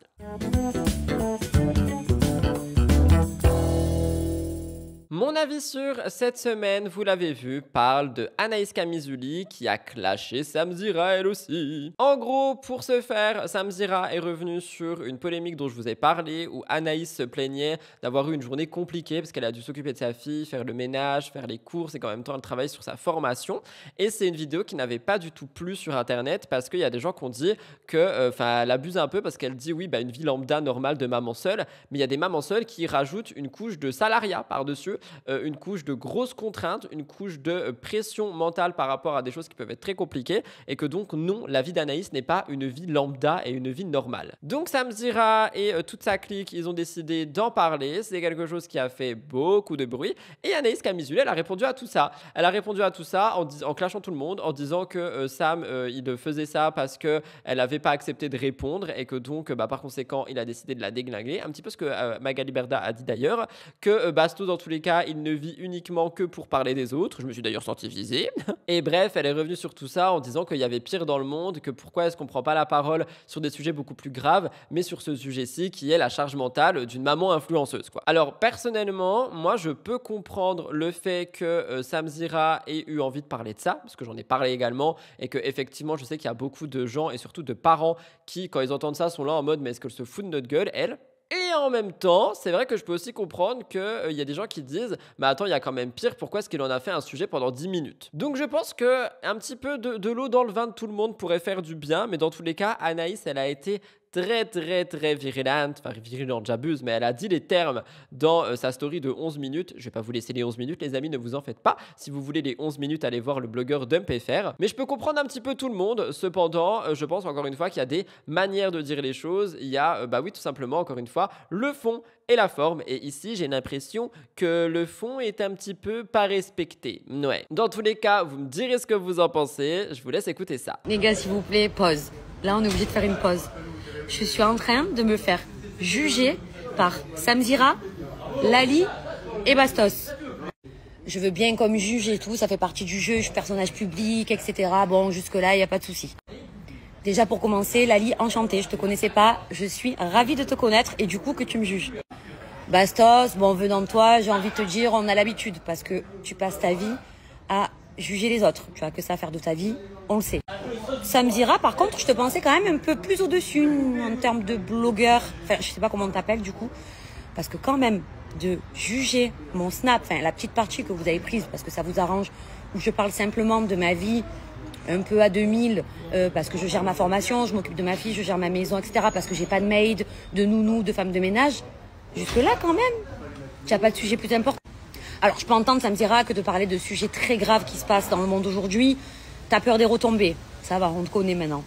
Mais quand même, tu es allé faire un sujet sur une rediff de mon snap de la partie que tu as voulu prendre, où je dis simplement que j'ai pas trop de temps d'être sur les réseaux en ce moment et je m'en excuse pour toutes les personnes qui me suivent, parce que je m'occupe de ma formation, de la petite, de mon ménage, de mes courses, de une vie normale, de maman normale, comme tout le monde. Waouh, quel sujet sensible. J'ai parlé d'un sujet tellement sensible. Bref, je pourrais parler des heures moi aussi sur vous, mais c'est pas mon délire parce que je suis dans mon coin, je parle jamais sur personne, ça m'intéresse pas. En fait, vos vies m'intéressent pas tout simplement. Je réponds quand on m'attaque, c'est humain. Mais en fait, de vos vies, je m'en fous. Je vous donne ni l'heure, ni le rhume. Et dernière chose, s'il vous plaît, revenez me critiquer, me juger ou me donner des conseils quand vous aurez créé un empire, parce qu'il me semble que c'est toujours pas le cas. Où ils me jugent sur une rediff Snap qu'ils ont pris, donc une petite courte vidéo qui les arrange. Et même sur cette courte vidéo, je dis rien de fou. Je parle de ménage, course et Via 2000. Vous allez comprendre. Je sais pas si vous vous souvenez, donc début mai, je lance ma formation et il me semble il y a 10 jours, je prends mon téléphone et je vous dis les filles, je suis désolée, je suis un peu moins présente sur les réseaux parce que je gère ma formation à fond, donc ça me prend beaucoup de temps, je veux que tout soit carré. En même temps, je gère la petite, donc une vie de maman solo, les courses, le ménage, etc. Parce que j'ai pas de maid, de femme de ménage ou de nounou ou quoi que ce soit, enfin une vie normale, je vous partage toujours ma vie normale quoi. D'une femme comme tout le monde, une maman comme tout le monde, une vie normale. Ok, vous me suivez jusque-là. Et là, les Choubifouis se permettent de me juger dans l'émission de Samzira, chez qui j'ai toujours décliné ces invitations parce que ça ne m'intéresse pas de parler de Pierre-Paul Jacques parce que la vie des autres, personnellement, ne m'intéresse pas. Je pense que je dois déjà gérer la mienne avant de gérer ou de parler ou de juger celle des autres. Ok, vous me connaissez un minimum, je prends toujours la parole pour me défendre. Je ne parle jamais de personne. Et là, je vois sur TikTok, ils prennent juste la partie où je dis oui, j'ai une vie à 2000, je dois gérer ma fille, la maison, là il y a une machine qui est en train de tourner, je suis allée faire mon plein des courses aujourd'hui. Et là, les Choubifouis, donc Bastos, Lali et Samzira, qui me jugent. Et oui, mais elle croit que quoi, c'est un exploit, elle a une vie comme tout le monde. Mais est-ce que je suis en train de dire le contraire? Est-ce que je suis en train de dire que je fais un exploit? Je racontais juste ma vie des derniers temps, de ces derniers jours, et je m'excusais tout simplement d'être moins présente parce que j'avais une tonne de choses à gérer. Et dans les commentaires, alors les moutons, on n'en parle pas. Oui, nanana. Je me dis, mais quand même, Samzira, toi, grand blogueur, journaliste ou je ne sais quoi. Attendez, parce qu'il y a du monde où je suis. Il n'y a pas de sujet plus. T'as tellement pas de sujet pour faire une émission que tu viens prendre un petit bout de mon Snap pour créer un sujet dans ton émission. Par contre, pour parler des choses qui se passent dans le monde hyper graves, on t'entend pas, petite pipelette. T'as peur des retombées, c'est ça? Je pense qu'il a peur des retombées. Donc voilà, de parler d'Anaïs Kamizuli, de dénigrer Anaïs Kamizuli juste parce qu'elle dit qu'elle fait son ménage, sa machine et ses courses. Ils en ont fait tout un truc. Alors vous savez que je parle jamais sur personne, je suis dans mon coin, je mène ma petite vie tranquille. Je parle jamais, je juge personne, à moins qu'on m'attaque, je me défends. Je parle jamais. Donc je leur ai simplement dit, écoutez, quand vous aurez construit un empire, il me semble que c'est toujours pas le cas, vous reviendrez me juger, me donner des conseils, me critiquer, mais pour le moment, voilà quoi. Mon avis sûr quand même sur tout ça, je pense que Samzira a le droit d'en parler. En fait, j'ai l'impression qu'il y a beaucoup de gens qui attendent de Aja un JT de 13 heures. Il y a quelqu'un qui avait dit ça sur Twitch et c'est vrai. Genre, c'est le JT de 13 heures, faut des informations du style politique, du style, je sais pas, social, etc. Je vous rappelle que de base, au jour d'aujourd'hui, l'émission de Sam, c'est du divertissement. C'est une émission qui parle de télé-réalité. C'est une émission qui parle de people. Ce sont des débats sur le divertissement. Et il a aussi des contenus qui sont un peu plus sérieux. Mais sur Aja, moi, je trouve que c'est normal qu'il emploie ce genre de sujet parce qu'il parle des polémiques et il parle des choses qui ont fait parler sur les réseaux. Et la vidéo d'Anaïs a fait parler sur les réseaux. Donc, je rejoins Sam, moi, sur ça. Vous me direz ce que vous en pensez, vous, dans l'espace commentaire, en étant gentil, évidemment. Voilà, mes chers compatriotes, pour mon avis sûr et la moitié de l'émission aujourd'hui. On va passer au cœur actu. J'espère que vous êtes prêts parce que lui aussi, il est rempli. Je suis en train de m'endormir sur ma chaise à 9h du matin. Mais bon, je vous retrouve après le jingle pour le cœur actu. C'est parti, let's go.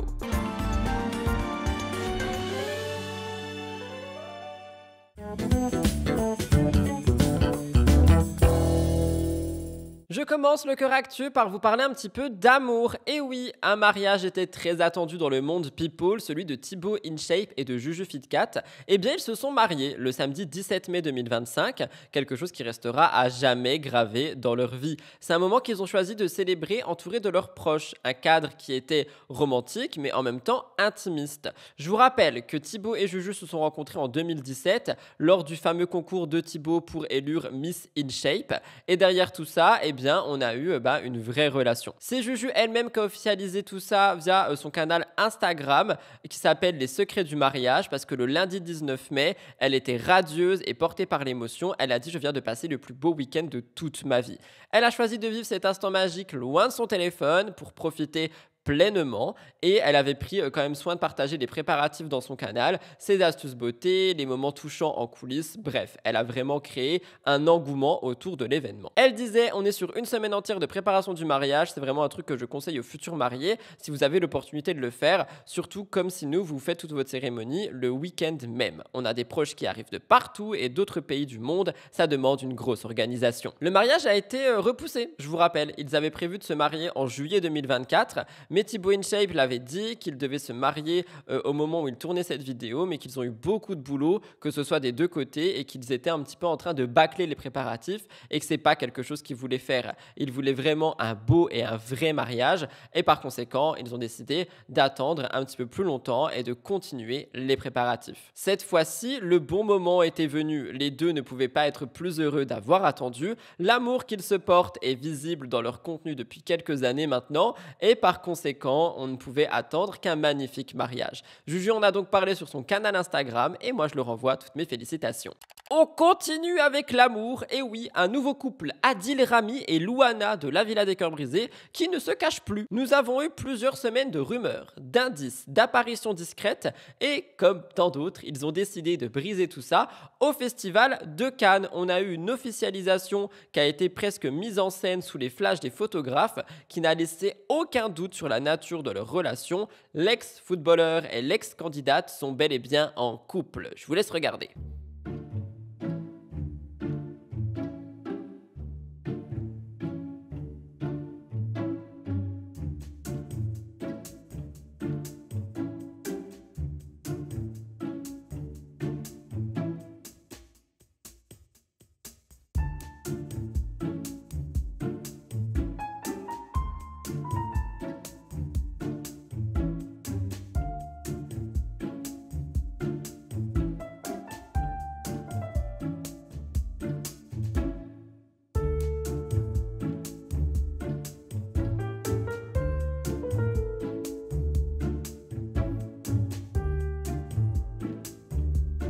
Pour revenir un petit peu sur les rumeurs, tout a commencé au mois de février. Aquababe publiait une vidéo qui avait enflammé tout le monde. On voyait Louana qui était dans une célèbre boîte de nuit à Paris avec Adil. C'est un moment qui a été beaucoup partagé. Je vous rappelle que Patrick, l'ex de Louana, s'était aussi exprimé sur TikTok. Il avait dit Louana, un homme bien, un homme gentil. Donc laissant sous-entendre que potentiellement il y avait un couple. Patrick ne semblait pas avoir tourné la page à ce moment. Au mois d'avril, Louana se montre de plus en plus présente autour d'Adil Rami, d'abord dans les gradins de Danse avec les stars, ensuite en coulisses et ensuite avec une photo prise dans le studio de répétition. J'ai galéré à dire cette phrase, dis donc. Rien de trop explicite, mais une présence constante, une présence de plus en plus grande et évidemment beaucoup de rumeurs qui entourent cette présence. Et les apparitions se sont enchaînées. Ils ont été vus ensemble à la 21e édition du concours Top Model International à Monte-Carlo. Ensuite à Cannes, on les revoit comme vous l'avez vu.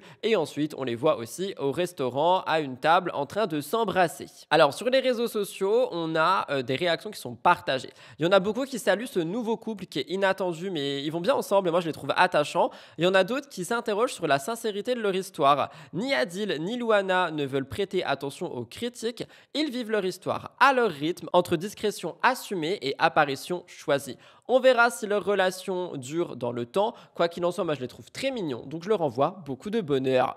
Ilona Goss a fait beaucoup parler dernièrement avec sa rupture annoncée, mais elle a pris une nouvelle décision et je voulais vous en parler. Alors déjà, on refait un petit peu de contexte. Elle a partagé une vidéo sur TikTok où Ilona disait « Je pense que pas mal de vous s'en sont doutés, avec Paul André c'est terminé ». Elle dit que ça fait 3 mois qu'ils ne vivent plus sous le même toit, que c'est pas une décision qui a été prise sur un coup de tête, mais que c'est vraiment quelque chose qui a été réfléchi, qui est né d'un quotidien qui est devenu beaucoup trop lourd à porter. Ils avaient besoin d'une pause, ils ont fait une thérapie. Malheureusement, ça n'a pas fonctionné. Il n'y a pas eu de trahison, il n'y a rien eu, simplement leur amour qui s'est un petit peu estompé. Elle dit que c'était pas génial entre les deux, mais qu'ils veulent quand même rester unis en tant que famille, notamment pour Jean-Joseph. Et justement, c'est pour leur fils JJ, Jean-Joseph, que Ilona a pris une certaine décision. Dans une vidéo TikTok, elle présente un nouveau fer à onduler de la marque GHD, c'est une collaboration, et elle annonce aussi en toute simplicité qu'elle va faire venir une fille au père chez elle le lendemain. Elle dit que c'est une solution qui lui correspond, que son ex est souvent absent parce qu'il a beaucoup de travail avec la restauration situation en ce moment et que son travail à elle lui prend aussi beaucoup de temps et qu'elle avait besoin d'aide, qu'elle veut emmener son petit garçon partout et qu'elle veut quand même rester investie dans sa vie professionnelle. Elle dit « Je trouve ça cool le concept de permettre à des jeunes de voyager, d'apprendre le français tout en étant rémunérés. » Alors on a regardé ça sur Twitch et on en a parlé et il y a eu beaucoup d'interrogations par rapport à ça, en mode est-ce que du coup elle prend une fille au pair pour ne pas payer une nanny? Est-ce que ça va bien se passer? Est-ce qu'elle va documenter tout ça et du coup justement ça va pouvoir permettre d'en apprendre plus? J'en sais rien. Je vous laisse regarder. J'ai une fille au pair qui arrive chez moi. J'ai reçu le nouveau waiver de GHD et on va le tester ensemble. Ah non, mais j'avais oublié que j'avais cette dégaine. Trop hâte de voir parce que vraiment je me sers des waivers depuis tellement longtemps. Oh oh. Si vous parlez du fait que demain, j'ai une fille au pair qui arrive chez moi, je pense que c'est un sujet un peu controversé. Non mais s'il vous plaît, c'est une dinguerie, j'adore le résultat moi. C'était parce que Paul-André, il a le restaurant et tout ça et je suis du coup toute seule. Et avec mon travail, de temps en temps mes déplacements, moi j'ai pas ma famille ici. Je trouvais le concept super cool aussi, permettre à des jeunes filles, des jeunes garçons je pense, de pouvoir voyager, pouvoir apprendre notre langue tout en étant rémunérés, parce que t'es nourri, logé, elles vivent chez toi, etc. Une dinguerie ou pas? En fait, le plus que j'avais envie, c'est de pouvoir l'amener partout avec moi, mon poupou. Sauf qu'avec mon métier à moi, c'est un peu compliqué. Toujours du contenu à créer, etc. Je peux pas rester calmement dans sa poussette pendant 3 heures pendant que je crée du contenu. Je me suis dit, peut-être une fille au pair, du coup, elle voyage avec moi, elle est dans des beaux endroits. Elle peut m'aider quand j'ai du contenu à créer, etc. Puis c'est avec moi et je le laisse plus, quoi. Dites-moi dans les commentaires ce que vous en pensez. Moi, j'ai trouvé que c'était une bonne solution. Je vais enseigner auprès des meilleurs organismes, un truc encadré, parce qu'on sait jamais sur qui on tombe. C'est génial, c'est l'appareil révolutionnaire. Ou après, vous pouvez être très sociable, c'est pour ça que si tourner vers cette option. Je suis pas vraiment comme peut-être toutes les autres familles, que j'ai pas un travail classique. Elle va le garder seulement, du contenu à faire, doit bosser, aller gérer Sorella, etc. Ce sera pas des heures fixes. C'est moi qui vais toujours donner le bibi, le bain. Juste, elle m'aide un peu, puisque maintenant je suis toute seule, quoi. Même si Paul-André s'en occupe tout le temps, hein. C'est juste que le pauvre, il a un restaurant, il travaille. C'est la saison, l'hiver il travaille pas. En plus, il est plus à la maison, comme vous avez pu le voir. Même le matin, il sera plus là pour se lever. J'ai besoin d'aide. Je sais pas s'il y en a qui le font et qui le disent pas. J'ai trop hâte de vous raconter comment ça se passe. J'espère que ça va bien se passer. Là, hop. Vous aimez ou pas? J'adore. Merci GHD. Et à bientôt pour de nouvelles aventures. Ilona, elle a souvent été associée à des histoires tumultueuses. Aujourd'hui, j'ai l'impression qu'elle veut un avenir un peu plus serein, qu'elle veut des bases plus solides pour sa vie pro, sa vie perso et sa vie de famille. L'histoire de la fille au pair, moi j'ai envie d'y croire et de bien aimer ça parce que j'ai vu quand même pas mal de témoignages sur mes commentaires sur Twitch me disant que c'était quand même des expériences ultra enrichissantes, que la personne qui va venir va apprendre beaucoup de choses et honnêtement, je pense que ça peut effectivement être que enrichissant. Après, encore une fois, est-ce que Ilona fait ça pour ne pas prendre une nanny? Je sais pas. Et quand on s'est posé la question, on s'est dit que dans tous les cas, elle allait quand même lui payer les courses, la nourriture, enfin tout ça, tu vois. Genre la fille au pair, elle est là, mais elle ne paye absolument rien. Et il me semble quand même qu'elle a une courte rémunération. Et peut-être qu'Ilona sera généreuse sur ça aussi. Je ne sais pas. Nous verrons bien. Vous me direz ce que vous en pensez.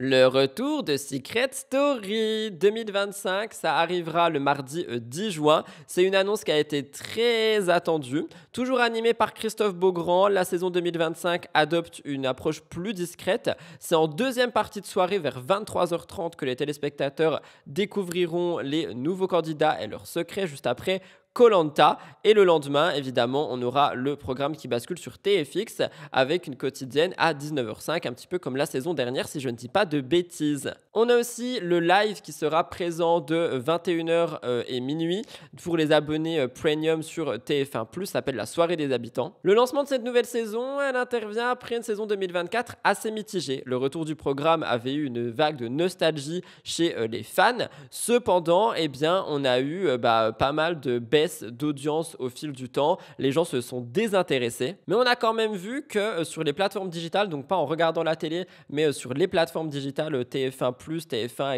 etc., on se rendait compte qu'il y avait quand même beaucoup d'audience, que c'était une saison qui a beaucoup fonctionné, peut-être un peu moins à la télé. On aura un prime hebdomadaire qui sera diffusé chaque jeudi soir à partir de 19 juin sur TFX. C'est un rendez-vous où on aura évidemment la voix, les nominations, les éliminations. Et si je dis pas de bêtises, parce que j'ai pas suivi la saison dernière, il me semble qu'il y avait plus de prime hebdomadaire et que c'est quelque chose qui a été beaucoup demandé par les téléspectateurs. Donc peut-être que ça recréera justement l'engouement qui manquait par rapport à ça. J'ai l'impression qu'en décidant d'avoir un côté TF1, un côté TFX et un côté TF1 Plus Premium, on essaye un petit peu de rentabiliser le programme en attirant le plus de monde possible. Je sais pas, vous me direz ce que vous en pensez, mais j'ai l'impression qu'ils sont un peu en mode toile d'araignée pour essayer de toucher le plus de personnes possible. Je sais pas si c'est le cas. Dans tous les cas, moi, je suis pas vraiment fan du retour de Secret Story. C'est plus que c'était. J'ai l'impression de voir uniquement des futurs TikTokers à l'intérieur et j'avoue que j'aime pas trop. Je sais qu'il y a beaucoup de gens qui apprécient et qui adorent regarder les nouvelles saisons. Moi, c'est pas mon cas. Vous me direz ce que vous en pensez. Je place un petit trigger warning, mais j'avais envie de vous parler de ça. Alors, j'aurais totalement pu en parler sur ma chaîne True Crime Murders Explained, mais j'avais envie de le faire ici. Alors, je vais beaucoup rester sur mes notes. Je vous parle de Maria José Estupinian Sanchez, qui est plus connue sous le pseudonyme La Mona, qui a été abattue de plusieurs balles devant son domicile, qui est situé entre la Colombie et le Venezuela. Les faits se sont produits le jeudi 15 mai 2025 en pleine journée dans un quartier résidentiel. Elle était âgée de 22 ans. C'était une grande influenceuse et selon les images qu'on a pu voir, un homme s'est présenté devant son domicile sous l'apparence d'un simple livreur. Il tenait à la main une boîte de chocolat. Il portait une casquette, un masque et un sac isotherme comme n'importe quel employé de livraison. Maria José lui ouvre la porte sans se méfier, habituée aux colis et aux échanges fréquents avec les partenaires commerciaux. L'homme sort une arme et il tire directement sur Maria. Évidemment, la nouvelle a bouleversé des milliers de followers qui la suivaient quotidiennement. On a eu un communiqué plein d'émotions qui disait « Ses rêves sont brisés comme ceux de nombreuses femmes dans ce pays ». On a des images qui sont sorties également sur les réseaux sociaux et malheureusement, selon les informations rapportées par la CNN, elle sortait d'une période difficile liée à des violences conjugales. Elle aurait porté plainte, elle aurait dû recevoir une indemnisation liée à ces faits et on n'a aucune confirmation officielle si le tueur est son ex-compagnon, mais dans tous les cas il y a une enquête qui est en cours. Malheureusement ce n'est pas le premier meurtre de ce type, il y en a eu un autre avec Valeria dont je vous ai parlé sur Murders Explained si jamais ça peut vous intéresser. Et ça me fait aussi penser à cette histoire qu'on a vue sur Paris où des faux livreurs ont tenté de kidnapper 2 personnes. Je trouve que c'est vraiment scandaleux et ça fait très très peur. Je voulais quand même en parler ici pour vous rappeler que malheureusement, surtout chez les influenceuses féminines, il y a parfois des dérives de ce type, il y a parfois des choses qui sont très graves. Je sais que j'ai vu des commentaires qui disent que oui, mais il ne faut pas s'exposer à ce point, il ne faut pas savoir où les gens vivent parce qu'effectivement, ça peut vraiment partir très loin, etc. Dans tous les cas, j'ai pas envie de trouver une excuse à la personne qui a fait ça, j'ai pas envie de trouver une justification, j'ai juste envie d'envoyer mon soutien aux personnes qui sont concernées, aux personnes qui peuvent vivre ça via leurs proches. Et personnellement, ça m'a beaucoup touché, les 2 histoires là, en si peu de temps entre Maria et Valeria. Et ça rappelle vraiment que ce monde qui est rempli de strass et de paillettes peut aussi attirer des personnes qui sont très nocives, très dangereuses et horribles. Alors j'ai peut-être un peu cassé l'ambiance, mais je voulais quand même en parler sur MTT, donc vous me direz ce que vous en pensez. Le point sur Adé Laurent, évidemment. Adé Laurent qui a fait énormément parler cette semaine. Je vous rappelle que le 14 mai 2025, la ministre déléguée à l'égalité, je suis en train de mourir, entre les femmes et les hommes, Aurore Berger, a adressé un courrier à TikTok France. Elle disait que les contenus diffusés par Adé Laurent sont jugés dangereux, sexualisés et outrants, susceptibles de porter à l'atteinte de l'intégrité psychologique des jeunes utilisateurs. Et donc, les vidéos en question devaient être supprimées et le compte de Laurent Adrien Laurent, suspendu. Et donc TikTok a pris la décision de supprimer le compte d'Adé Laurent qui comptait plusieurs centaines de milliers d'abonnés. Enfin, il avait 1,8 million si je dis pas de bêtises. Dans une série de publications sur Snapchat, il a exprimé sa colère et sa frustration. Il rejette en bloc les accusations. Il qualifie tout ça de mensonger et de diffamatoire. Il revendique une approche sans tabou, provocatrice mais utile selon lui de libérer la parole sur des sujets encore trop souvent considérés comme gênants. Il rappelle d'ailleurs qu'il a lancé sa propre marque de préservatifs, qu'il fait en sorte de faire de la prévention, etc., etc. Il dit: on veut me censurer dans un pays qui prône les droits de l'homme, sérieusement. Et sur YouTube, il a posté une longue vidéo où il dit: ne vous inquiétez pas mes pupus, Adé ne meurt jamais. Un message ironique et révélateur de sa stratégie, entretenir le buzz et certainement revenir. Alors avant de vous laisser regarder, je vais vous donner un petit peu mon avis par rapport à tout ça. Il y a beaucoup de gens qui disent que c'est trop simple de taper que sur Adé Laurent alors qu'il y a plein d'autres comptes et contenus qui sont problématiques sur l'application. Je suis d'accord, mais en même temps c'est aussi un des noms qui fait le plus parler, donc je trouve que c'est un peu normal que les gens parlent de Adé Laurent dans ce cas-ci. Autre chose, faut aussi se rappeler que les showcases et les machins où il disait à des filles lève-toi, tourne-toi, que si elles refusaient il les tège, des lives TikTok, etc. Pour moi ça montre quand même il y a des petits problèmes, tu vois. Donc voilà. Après, effectivement, est-ce que on peut seulement taper sur Adé Laurent? Non. Est-ce que ça peut servir d'exemple? Oui. Et c'est un petit peu le rôle aussi de cette ministre qui parle de l'égalité homme-femme, je vous le rappelle. Je vous laisse écouter Adé Laurent et nous passerons à la suite parce que je ne peux plus me voir cette actualité. Monsieur le président de TikTok France, j'aurais adoré avoir l'opportunité de discuter avec vous, de savoir qu'est-ce que je pourrais améliorer, qu'est-ce que je pourrais faire pour améliorer mon contenu. Je n'ai reçu aucun message. Je ne comprends pas. Madame la ministre, vous le savez autant que moi que mon contenu sur TikTok est totalement légal. Il n'y a pas de porno, il n'y a rien d'extrême et je n'ai jamais reçu de signalement. Joignons nos forces. J'ai 1,8 million de personnes. Aidons-nous, aidons la jeunesse. J'aurais adoré que vous puissiez m'envoyer un message pour qu'on discute des avancées et pour pouvoir utiliser mon influence de la meilleure des façons. Il y a énormément de causes nationales à traiter chez les jeunes. Le consentement, le respect de la femme.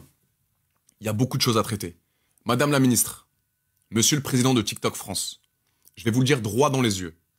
Je ne suis ni un masculiniste, ni un sexiste, et ni un misogyne. En revanche, ce que je suis un influenceur, un chef d'entreprise, et je suis fier d'être acteur pornographique. Et mes contenus sont uniquement dédiés à un public majeur. Je le répète parce que c'est important pour moi. Donc en aucun cas, un mineur peut tomber sur mes vidéos porno. Je veux que tout le monde le sache ici.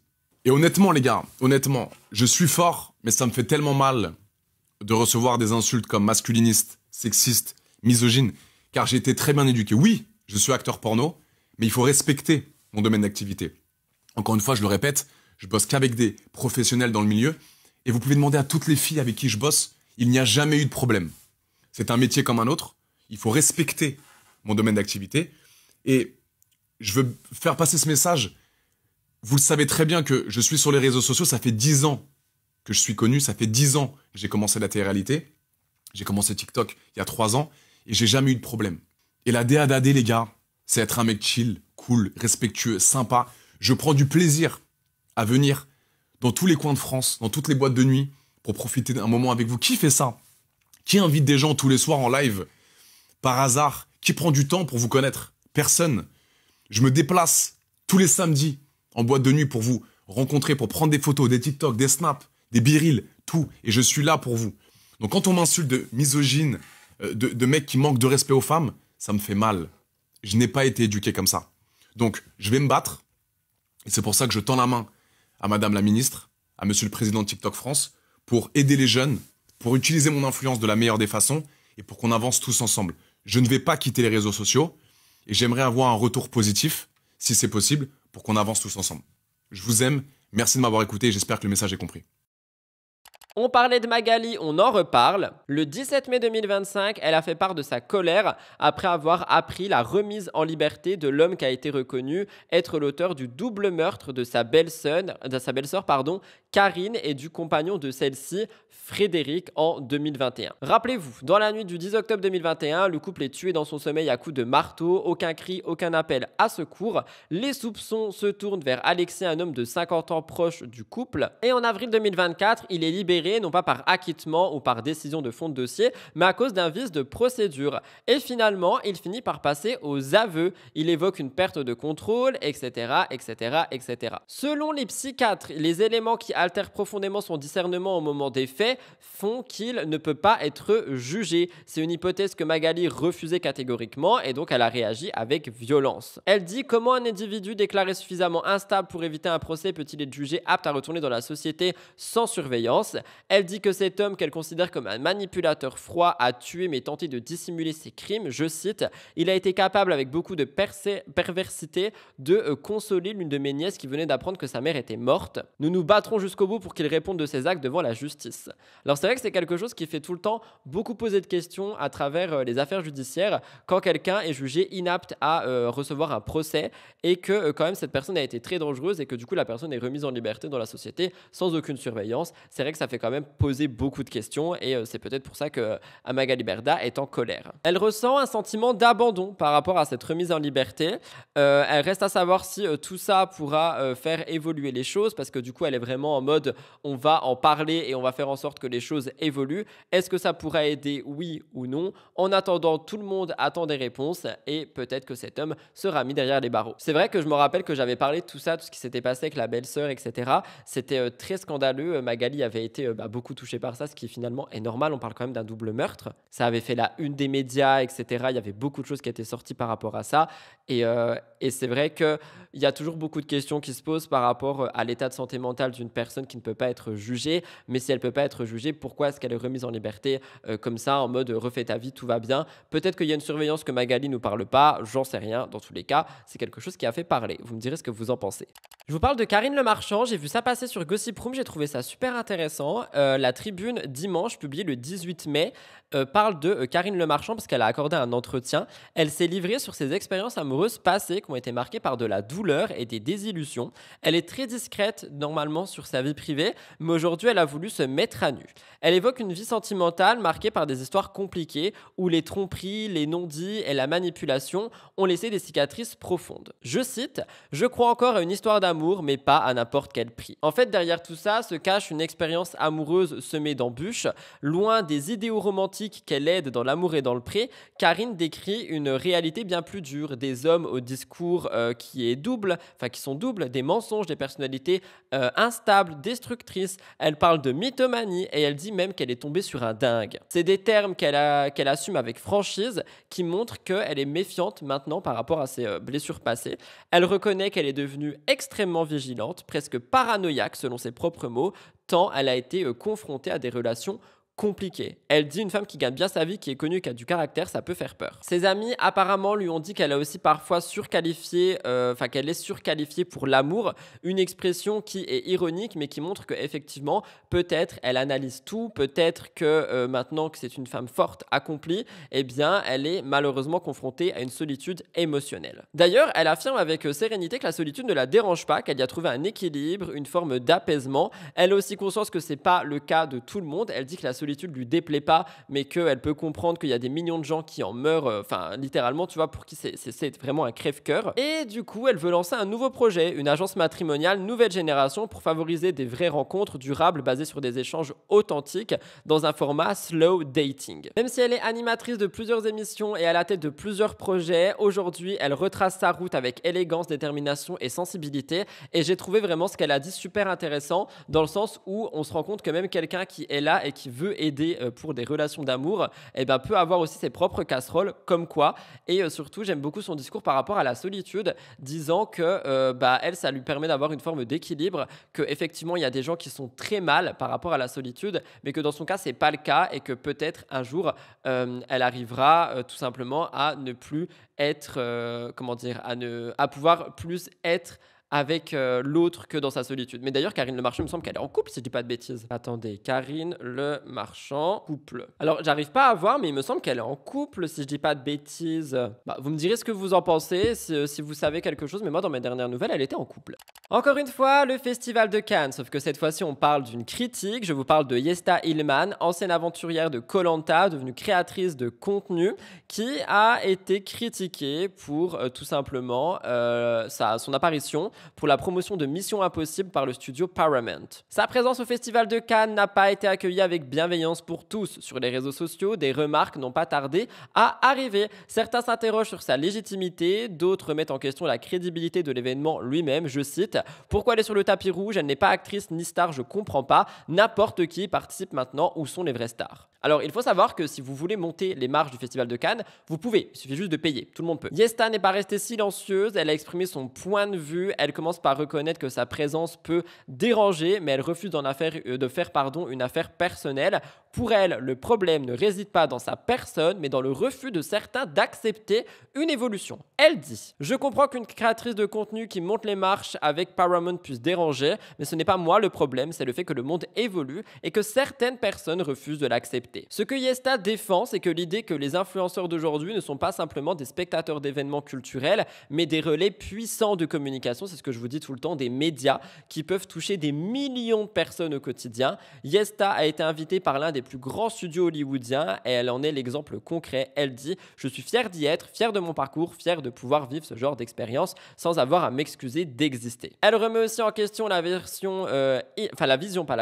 vision élitiste que certains entretiennent autour du cinéma. Elle dit: à ceux que ça dérange, vous n'avez pas à valider ma place. Le cinéma ne vous appartient pas, il évolue, il s'ouvre et il se partage. C'est ça le monde d'aujourd'hui, avec ou sans votre approbation. Heureusement, au-delà des critiques, on a eu beaucoup d'autres messages qui disaient il faut quand même le faire de passer de Koh-Lanta à la montée des Cannes, des marches de Cannes. J'arrive pas à faire cette phrase, bravo. Il y a plein d'internautes qui la félicitent pour sa prestance, son élégance, sa capacité à rester fidèle à elle-même. Et Yesta a dit à ceux qui m'encouragent, qui sont fiers et heureux pour moi: je vous vois, je vous lis et ça me touche énormément. Alors honnêtement, j'ai posé la question mercredi dans mon émission Mixosoty Influence, que je vous invite à aller regarder si jamais ça peut vous plaire. Effectivement, il y a beaucoup de questions par rapport aux influenceurs au Festival de Cannes, des questions que je comprends totalement, mais comme je le dis et je le répète, pour moi ce sont des médias et ils permettent aux marques, aux films, aux stars, aux acteurs, etc.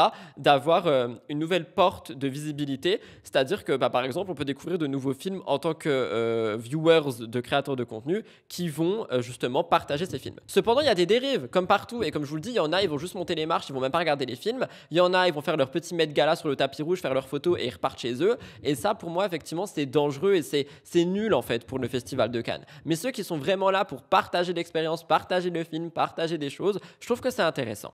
Je vous parle de Liam Di Benedetto qui a été absente pendant un moment et qui a décidé de revenir. Je vous rappelle qu'elle a vécu un drame, je vais pas tout réexpliquer encore et encore, j'ai l'impression que ça se fait pas trop de réexpliquer tout ça là-dessus, mais elle est revenue à la lumière progressivement. Elle a repris la parole doucement via TikTok, elle y racontait son quotidien de maman solo, etc., etc.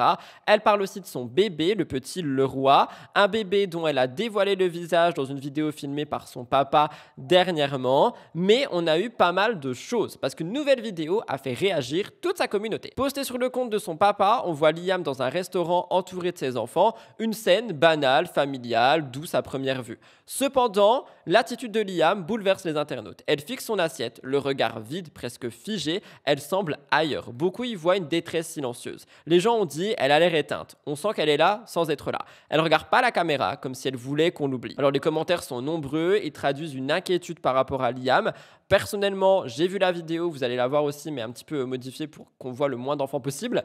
J'ai juste l'impression que peut-être elle est fatiguée, mais j'ai pas l'impression qu'elle soit pas là. Je pense que les gens se mettent un petit peu la rate au courbouillon, c'est ça qu'on dit, pour rien, ici, je pense. Liam, dans tous les cas, elle avance comme elle peut. Elle s'accroche à ses enfants, à sa famille, à sa routine, au sourire qu'elle peut entrevoir et aux balades, au goûter, enfin bref, elle s'accroche à ses enfants. Il est clair qu'à travers cette vidéo, on peut quand même comprendre qu'elle a l'air fatiguée. Peut-être par la situation, peut-être par la vie en général. Les internautes se posent des questions parce qu'ils perçoivent derrière les filtres qu'elle peut mettre une personne qui est blessée, mais à travers son silence, je pense que Liam, elle a quand même tenté de guérir et je pense qu'elle pourra potentiellement se confier davantage plus tard. Là, on est vraiment sur un retour petit à petit et peut-être que plus tard, elle prendra la parole sur ce qu'elle ressent, sur ce qu'elle a vécu et sur tout ce qui va avec. Je vous laisse regarder. Charlie. Voilà Léa. Joy. Joy. Et la petite Joy, elle est là. On reparle de Giuseppa une fois de plus. Cette fois-ci, je vous parle de son physique parce qu'elle a été critiquée pour ses tétés qu'elle s'est fait refaire. 2 semaines après l'intervention, Giuseppa partage les premières images de son nouveau corps et il y a eu beaucoup de commentaires par rapport à ça. On pouvait notamment lire: on voit parfaitement que ce sont des faux, on dirait des melons qui sont posés là, dommage, elle était tellement belle au naturel. Des jugements qui sont très condescendants et qui traduisent aussi, je trouve, une difficulté à accepter qu'une femme peut choisir de modifier son corps tout autant qu'elle a envie de le faire sans pour perdre sa valeur ou sa sincérité. On a aussi Ilona, rappelez-vous, qui a fait la même opération, qui s'est fait critiquer pour la même chose. Et dans le cas de Giuseppa, je trouve que l'exposition sur Instagram à chaud de sa poitrine a provoqué un tourbillon de réactions. Paradoxalement, avec cette transparence, eh bien, elle a voulu ne rien cacher. Et c'est ça qui a fait qu'elle a été critiquée. Je vous en refais un tout petit point ici parce qu'il faut quand même se rappeler que c'est pas le résultat définitif, que là c'est encore énormément gonflé et que ça va dégonfler avec le temps et que les choses iront certainement mieux pour elle prochainement. Mais dans tous les cas, même si ça dégonflait pas, qui sont les gens pour critiquer ça ? De toute façon, tout le monde critique tout. Trop mince, trop refait, trop naturel, trop modifié. Rien n'échappe aux haters sur Internet. L'injonction d'ailleurs, elle n'est pas uniquement sur la beauté, mais aussi sur la justification permanente. C'est-à-dire que quoi qu'il se passe, quoi que tu fasses, quoi qu'il t'arrive, il faut que tu te justifies sur absolument tout. Sinon, effectivement, tout le monde a toujours quelque chose à dire. Dans tous les cas, comme je l'ai dit tout à l'heure et je le répète ici, ça serait un petit peu pour clôturer le sujet de Giuseppa. J'ai l'impression qu'elle est en renouvellement, qu'elle est en train d'évoluer sur plein de points et que c'est ça qui fait sa force aujourd'hui. J'ai vraiment l'impression. Je termine le cœur actu avec Marwa Meraska qui parle de son couple une fois de plus. Marwa Meraska est attendue pour la Villa des Cœurs Brisés 10. Dans les coulisses de sa vie médiatisée, elle a récemment confirmé de façon implicite son retour avec Vincent Queijo. Leur rupture en début d'année avait été particulièrement observée, exposée, douloureuse, d'autant plus que c'est elle-même qui disait jamais de retour en arrière possible, c'est un tocard, etc., etc. Aujourd'hui, elle ne veut plus exposer publiquement les détails de sa relation. Elle en avait parlé lors d'une FAQ. Elle disait: j'aurais adoré tout pouvoir vous raconter, mais j'ai été profondément déçue. Je pense que c'est préférable de garder sa vie privée. Elle se livre avec sincérité dans d'autres questions-réponses. À la question: à quel âge pourrais-tu devenir maman? Elle dit: je pense qu'il n'y a pas d'âge idéal. Je pense que c'est surtout en fonction de la relation. Avec un ton plus léger, elle dit qu'elle s'imaginait déjà maman à 26 ans. Elle a dit: à l'époque, je n'avais pas la maturité émotionnelle ni la relation qu'il fallait. Elle veut avancer à son rythme. Elle est consciente que devenir mère implique bien plus qu'un simple souhait. Et si Vincent Queijo semble de retour dans sa vie, ce n'est pas anodin. Lui-même est déjà père de 2 petites filles. Et le fait que Marwa évoque aujourd'hui l'idée de devenir maman, l'envie de devenir maman, qu'elle parle d'avenir, de famille, ça laisse supposer que le couple, s'il se reconstruit vraiment, pourrait envisager de franchir cette étape ensemble. Rien n'est encore officiel et Marwa reste prudente, mais j'ai l'impression quand même qu'elle fait passer des petits messages en soum-soum. Alors, j'ai beau ne pas apprécier tout ce que j'ai vu de Marwa, j'ai quand même l'impression que maintenant on est sur une femme qui essaie d'être un petit peu plus réfléchie, posée, qui apprend à se connaître, qui s'éloigne des dramas, etc., etc. Elle a longtemps été aperçue à travers les prismes de son buzz et de la controverse, mais cette fois-ci, on a l'impression que c'est un chapitre d'amour qui n'est plus vu sur tous les toits, comme Cassandra et Simon. Je les compare tout le temps les deux, mais j'ai l'impression que c'est les mêmes couples, genre trop buzzé, trop discret, trop buzzé, trop discret, et du coup, peut-être que ça marchera un peu mieux pour eux. Quoi qu'il en soit, Marwa est en train de devenir une nouvelle version d'elle-même, et nous verrons bien ce que tout cela signifiera dans l'avenir. J'ai bugué parce que je suis en train de me rendre compte qu'en disant ça, je vous rappelle quand même qu'apparemment elle aurait essayé de frapper Cynthia sur la villa, donc a-t-elle vraiment changé finalement? J'en sais rien. Vous me direz ce que vous en pensez. Voilà tout le monde pour le big cœur actu de la semaine. J'espère sincèrement qu'il a pu vous plaire. On va passer aux actualités internationales. Elles sont 3, elles sont trop bien. C'est parti, jingle. Mais avant ça, n'oubliez pas de liker et de commenter si vous ne l'avez pas fait. Et moi je vous retrouve dans un instant. Let's go.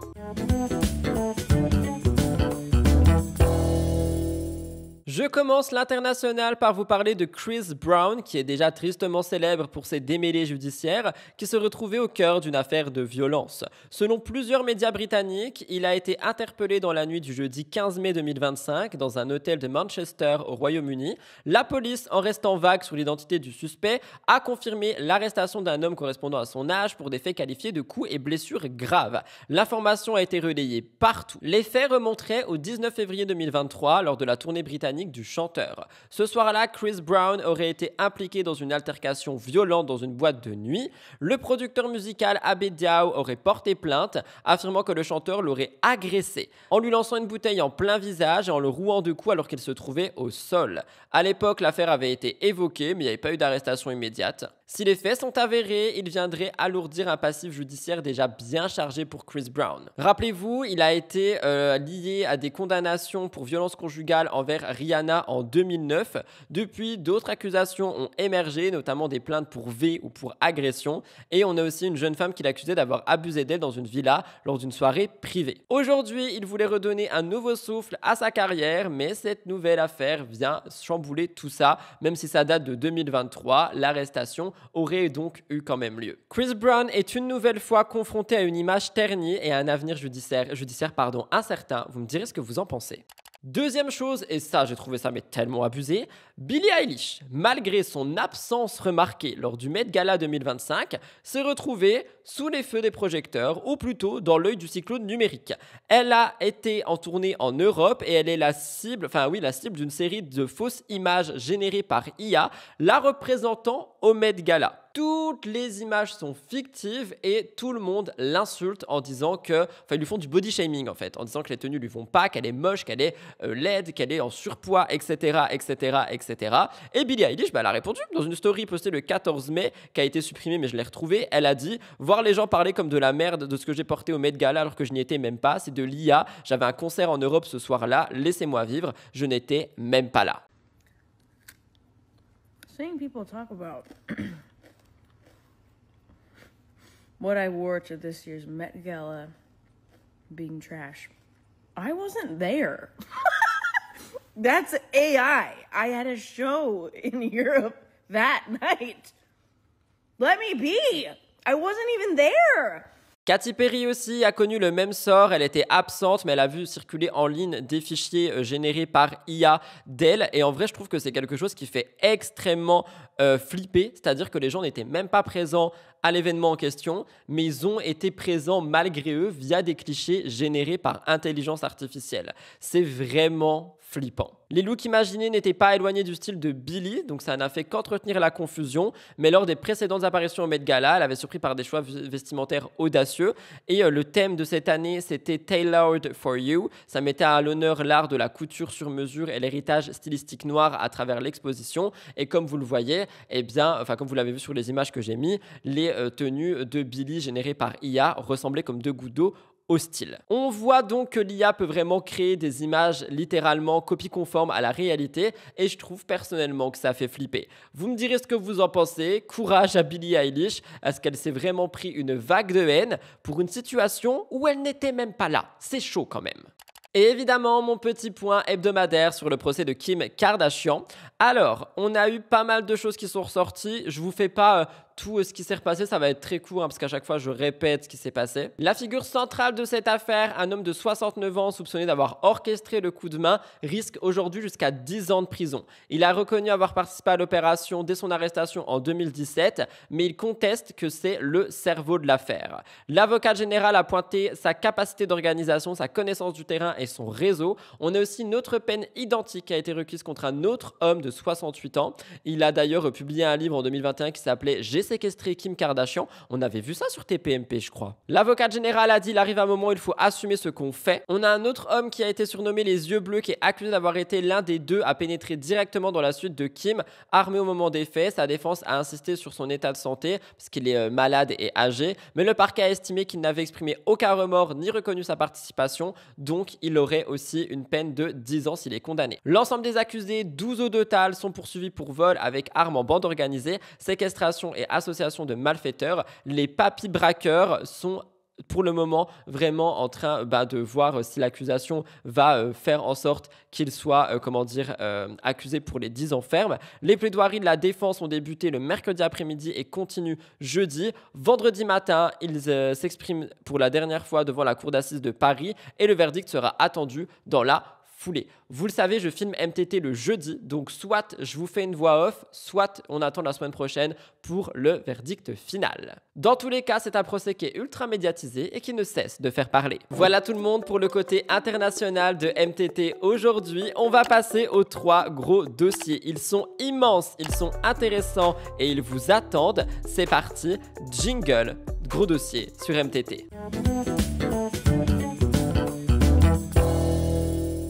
Je commence les gros dossiers avec la JLC Family, mais notamment Noémie Mabelleux, qui a ensuite, enfin après les polémiques avec Jazz, mais on va quand même en reparler de Jazz, laissé place à un peu de douceur. Face caméra, elle s'est dit qu'elle s'est retenue pendant longtemps de montrer ses enfants. Elle voulait préserver leur anonymat, mais son discours reflète une évolution dans sa réflexion parce qu'elle a décidé de le faire dans la JLC. Elle dit « Je voulais pas forcément qu'on voit les jumeaux parce que je voulais aussi les préserver, mais je pars du principe que si c'était pas dans le programme JLC qu'on les voit, on les verra jamais parce que c'est le programme de notre famille et ils font partie de notre famille. » Effectivement, dans ce tournage, eh bien, Noémie a montré ce moment de vulnérabilité. Elle parle aussi à Jazz en disant qu'elle a été distante et fermée avec elle. Bref, dans tous les cas, Noémie a accepté que ses jumeaux apparaissent à l'écran dans une scène très attendrissante. On les découvre avec elle, avec Jazz. On voit les enfants de Jazz aussi. C'est un instant qui est simple, familial, presque ordinaire, mais évidemment, ça a fait réagir tout le monde. Alors, de mon sens, je pense qu'on aurait peut-être pu continuer de préserver les enfants, mais ok, why not? La réaction du public ne s'est pas fait attendre. Tout le monde a dit ils sont magnifiques. Je trouve qu'ils ressemblent énormément à Noémie. Ils te ressemblent beaucoup, trait pour trait. Waouh, ils sont beaux et identiques. Tout le monde dit en plus que pour une fois, cette exposition n'a rien d'un coup médiatique, que c'est simplement un besoin naturel, celui d'inclure ses enfants dans une histoire qui depuis le début se veut familiale. Et je peux le comprendre, mais j'espère sincèrement que ça n'entachera pas la vie des enfants. Ce choix de transparence qui est rare et accueilli ici comme un moment fort de sincérité, dans ce programme qui est souvent dominé par les enjeux de réputation, rivalité, notoriété, Noémie semble vouloir avoir un petit peu de douceur dans le programme en montrant ses enfants. Vous me direz ce que vous en pensez. Mon avis est que, vous le savez, je trouve que c'est dangereux pour les enfants de les surexposer comme ça, encore plus dans un programme comme la JLC Family, mais Noémie fait ce qu'elle veut, j'espère juste qu'elle est consciente des dangers. Ce n'est pas tout, on a aussi la fameuse polémique avec Jazz. Vous le savez, on a quand même un moment très froid entre les deux. On voit qu'elles sont distantes, on voit qu'il y a eu un petit moment de réconciliation quand elle a montré les enfants, quoi. Mais sinon, on voit qu'elles sont très froides. Noémie a répondu à tout ça sur les réseaux sociaux. Elle publie une vidéo parodique. Elle dit, vous la connaissez tous, du nom de Noémie Mabelleux. Il y a quelques années, elle tentait de percer à la télévision dans une émission baptisée la JLC Family. Un échec pour elle. Elle écrit aussi un livre aujourd'hui. C'est grâce à Jazz. Les internautes applaudissent ça en mode c'est léger, en mode tout va bien entre elles. Mais il y en a quand même beaucoup qui accusent Noémie d'ingratitude en disant qu'elle minimise effectivement le rôle de Jazz qu'elle aurait roulé dans son parcours médiatique. On pouvait lire, Jazz lui a apporté énormément de visibilité, c'est un fait. Elle a aussi financé beaucoup de choses. Je suis la seule à trouver ça ingrat de ne pas le reconnaître. Il y a des gens qui ont dit que Jazz était un peu sa marraine médiatique, que sans elle, Noémie n'en serait pas là aujourd'hui sur les réseaux sociaux, etc. etc. Mais Noémie, elle a quand même construit son propre public. Elle a construit son identité, sa propre voix à travers ses réseaux, à travers ses contenus. Et je trouve qu'effectivement, Jazz lui a donné de la lumière, mais Noémie a su quoi en faire. Et tu peux donner de la lumière à quelqu'un. Si la personne ne sait pas quoi faire de cette lumière, ça sert à rien. Donc moi je suis désolé, mais je suis pas trop d'accord avec ça.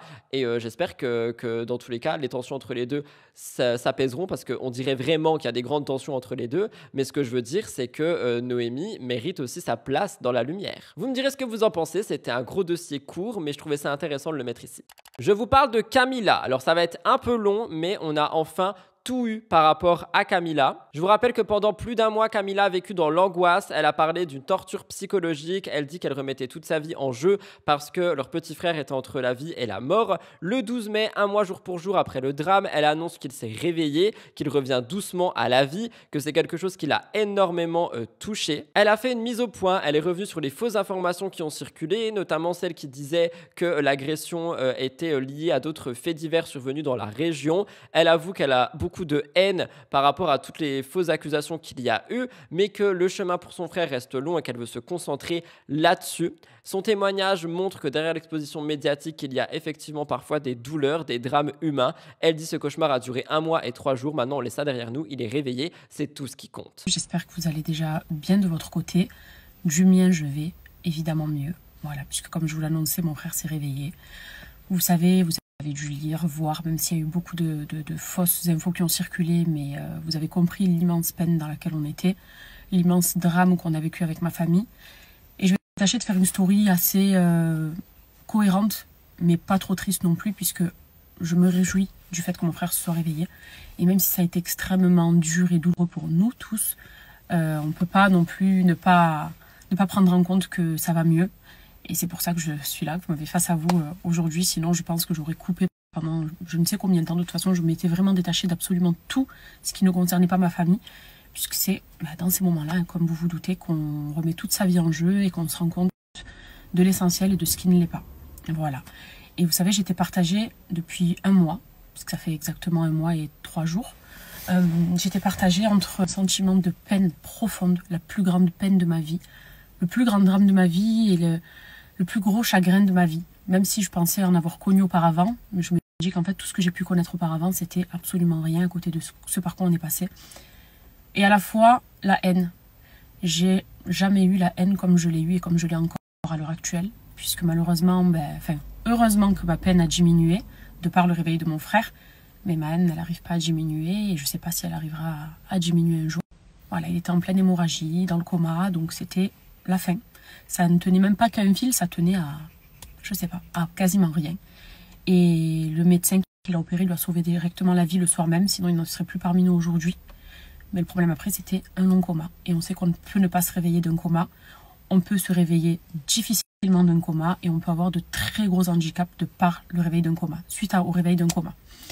Et c'était du coup nos plus grosses craintes, déjà que mon frère ne se réveille pas, puisque son pronostic vital a été longtemps engagé. Et vous ne pouvez pas vous imaginer, quand je vous disais torture psychologique, c'était une torture psychologique. Tu as l'impression qu'à l'intérieur, ça te ronge, que ton cœur se ronge, que tu as du mal à respirer et des angoisses permanentes du matin au soir. Tu peux plus dormir la nuit, tu vois tout. C'était très compliqué. Je sais que les personnes qui sont passées par là le comprennent. Je vous ai mis un petit moment, mais Camilla parle vraiment d'un véritable lynchage. Elle parle de la douleur de la scène qu'elle a découvert à l'arrivée à son arrivée à l'hôpital. Un corps méconnaissable, le nez, les oreilles, tout qui coulait de sang. Elle dit que c'était un déferlement de brutalité disproportionné et elle a raconté tout ça. Mais Aquababe, lui, il a répondu à ça aussi parce qu'on lui pose la question. C'est vrai que le frère de Camilla était mal garé parce que Camilla a dit ça et Aquababe a dit non, c'est faux, mais très content qu'il soit réveillé. Et je vous rappelle que Aquababe parlait du fait que le petit aurait été agressé suite à le fait qu'il a voulu aller acheter des stupéfiants. L'agression ne serait pas liée à un différend aussi banal, mais à des tensions beaucoup plus profondes. Et la divergence de récits laisse aujourd'hui planer une zone d'ombre sur les circonstances exactes de l'agression. On a le témoignage de Camilla qui dit quelque chose, on a la version d'Aquababe qui dit autre chose, donc à voir ce qu'il sera. Dans la tourmente, il s'est passé autre chose. Effectivement, Camilla explique que des données sensibles liées à l'état de santé de son frère sont sorties. C'était des informations qu'elle qualifie de personnelles et médicales qui ont été communiquées à l'extérieur par une personne qui aurait accès privilégié à ce dossier. Et donc Camilla, elle dit qu'elle a ressenti une rage par rapport à ça. Elle dit « j'ai la rage contre ces personnes, ma haine est destinée à d'autres personnes ». Et en fait, elle se pose une question. Est-ce qu'elle doit porter plainte contre la personne qui a brisé le secret médical?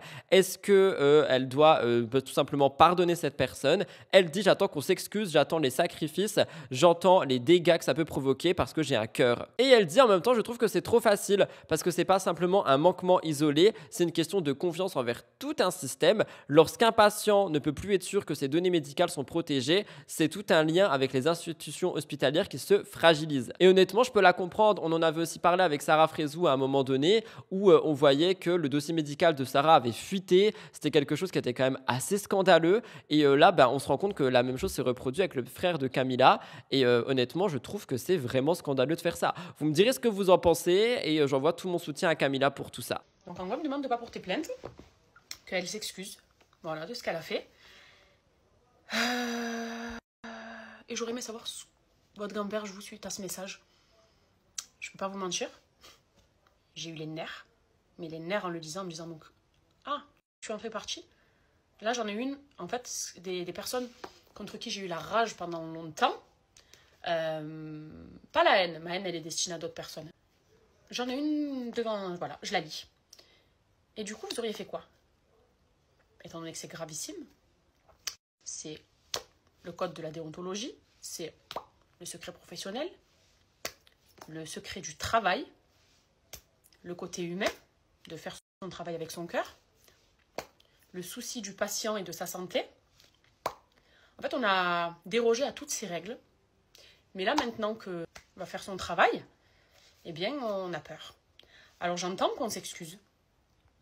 J'entends les sacrifices. J'entends les dégâts que ça peut provoquer. Parce que j'ai un cœur. Mais en même temps, je me dis, c'est trop facile. Mais en même temps, j'ai un cœur. Donc, j'aurais juste aimé savoir quelle gamberge vous auriez eu, vous, si vous auriez été dans ma position, à savoir...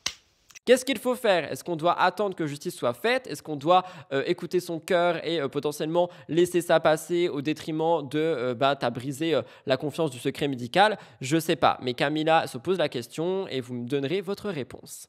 J'en ai fait une vidéo spéciale Poupette Kenza, mais je voulais quand même un petit peu revenir sur ce qui s'est passé parce qu'elle est revenue, notamment avec une interview chez le média Le Parisien. Elle revient sur les faits, elle assume ses responsabilités et elle clarifie ce qui, selon elle, relève de l'erreur de jugement. Elle ne nie pas avoir eu recours à un homme de main, elle explique que cet homme lui a été présenté comme un agent de sécurité, qu'elle voulait qu'il mette un coup de pression, qu'elle a mal agi, qu'elle regrette et qu'au procès, elle ne reniera pas sa culpabilité. Aujourd'hui, elle vit sous contrôle judiciaire près de Angers.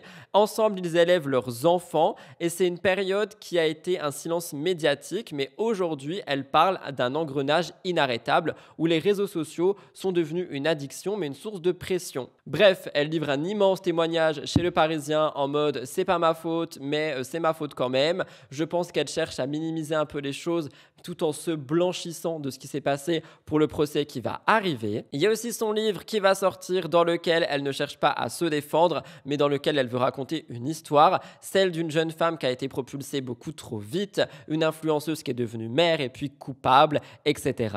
etc. Du coup, Poupette Kenza, aujourd'hui, elle tente une forme de renaissance. Elle ne renie pas son passé, mais elle tente de le dépasser. La justice tranchera sur tout ça de toute façon. Reste à voir si ce retour par les mots dans son livre sera accueilli avec bienveillance ou scepticisme. Et elle disait « j'ai tellement de choses à vous dire, tellement de sentiments que je n'ai pas pu partager avec vous ». Dans ce livre, elle reviendra donc sur toute sa vie, sur son incarcération, sur son isolement également en prison parce qu'elle était enceinte, etc. etc. Elle dit « rien n'a été plus dur pour moi que de vous écrire ce livre, mais rien ne m'a autant soulagée ». Elle parle d'une œuvre de vérité, alors attention, c'est sa vérité, pas la vérité. Elle parle à cœur ouvert de son incarcération, de l'effondrement brutal de sa vie publique, de ses erreurs, de ses contradictions, de ses prises de conscience. Bref, une autobiographie sur toute la vie de Poupette Kenza. Elle y parlera de ses jours passés derrière les barreaux, la solitude latente, les remords, etc., etc.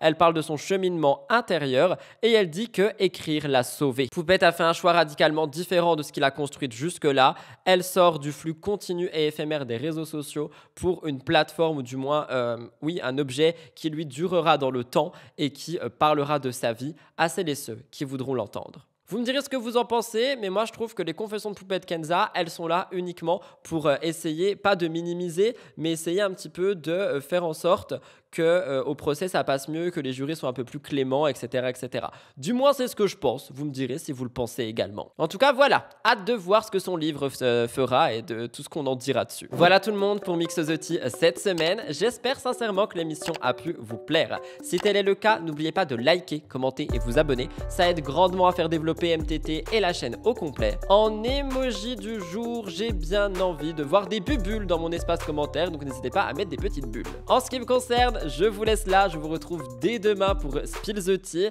toute la semaine pour des petites vidéos et dimanche prochain 10h30 pour Mix the Tea. Si vous êtes arrivé jusqu'ici, je vous remercie du fond du cœur pour votre fidélité depuis tout ce temps et merci de m'écouter jusqu'au bout, ça aide grandement pour l'algorithme YouTube. Je vous souhaite un très bon dimanche ou un très bon début de semaine suivant quand vous regardez l'émission. Je vous aime fort, bye bye.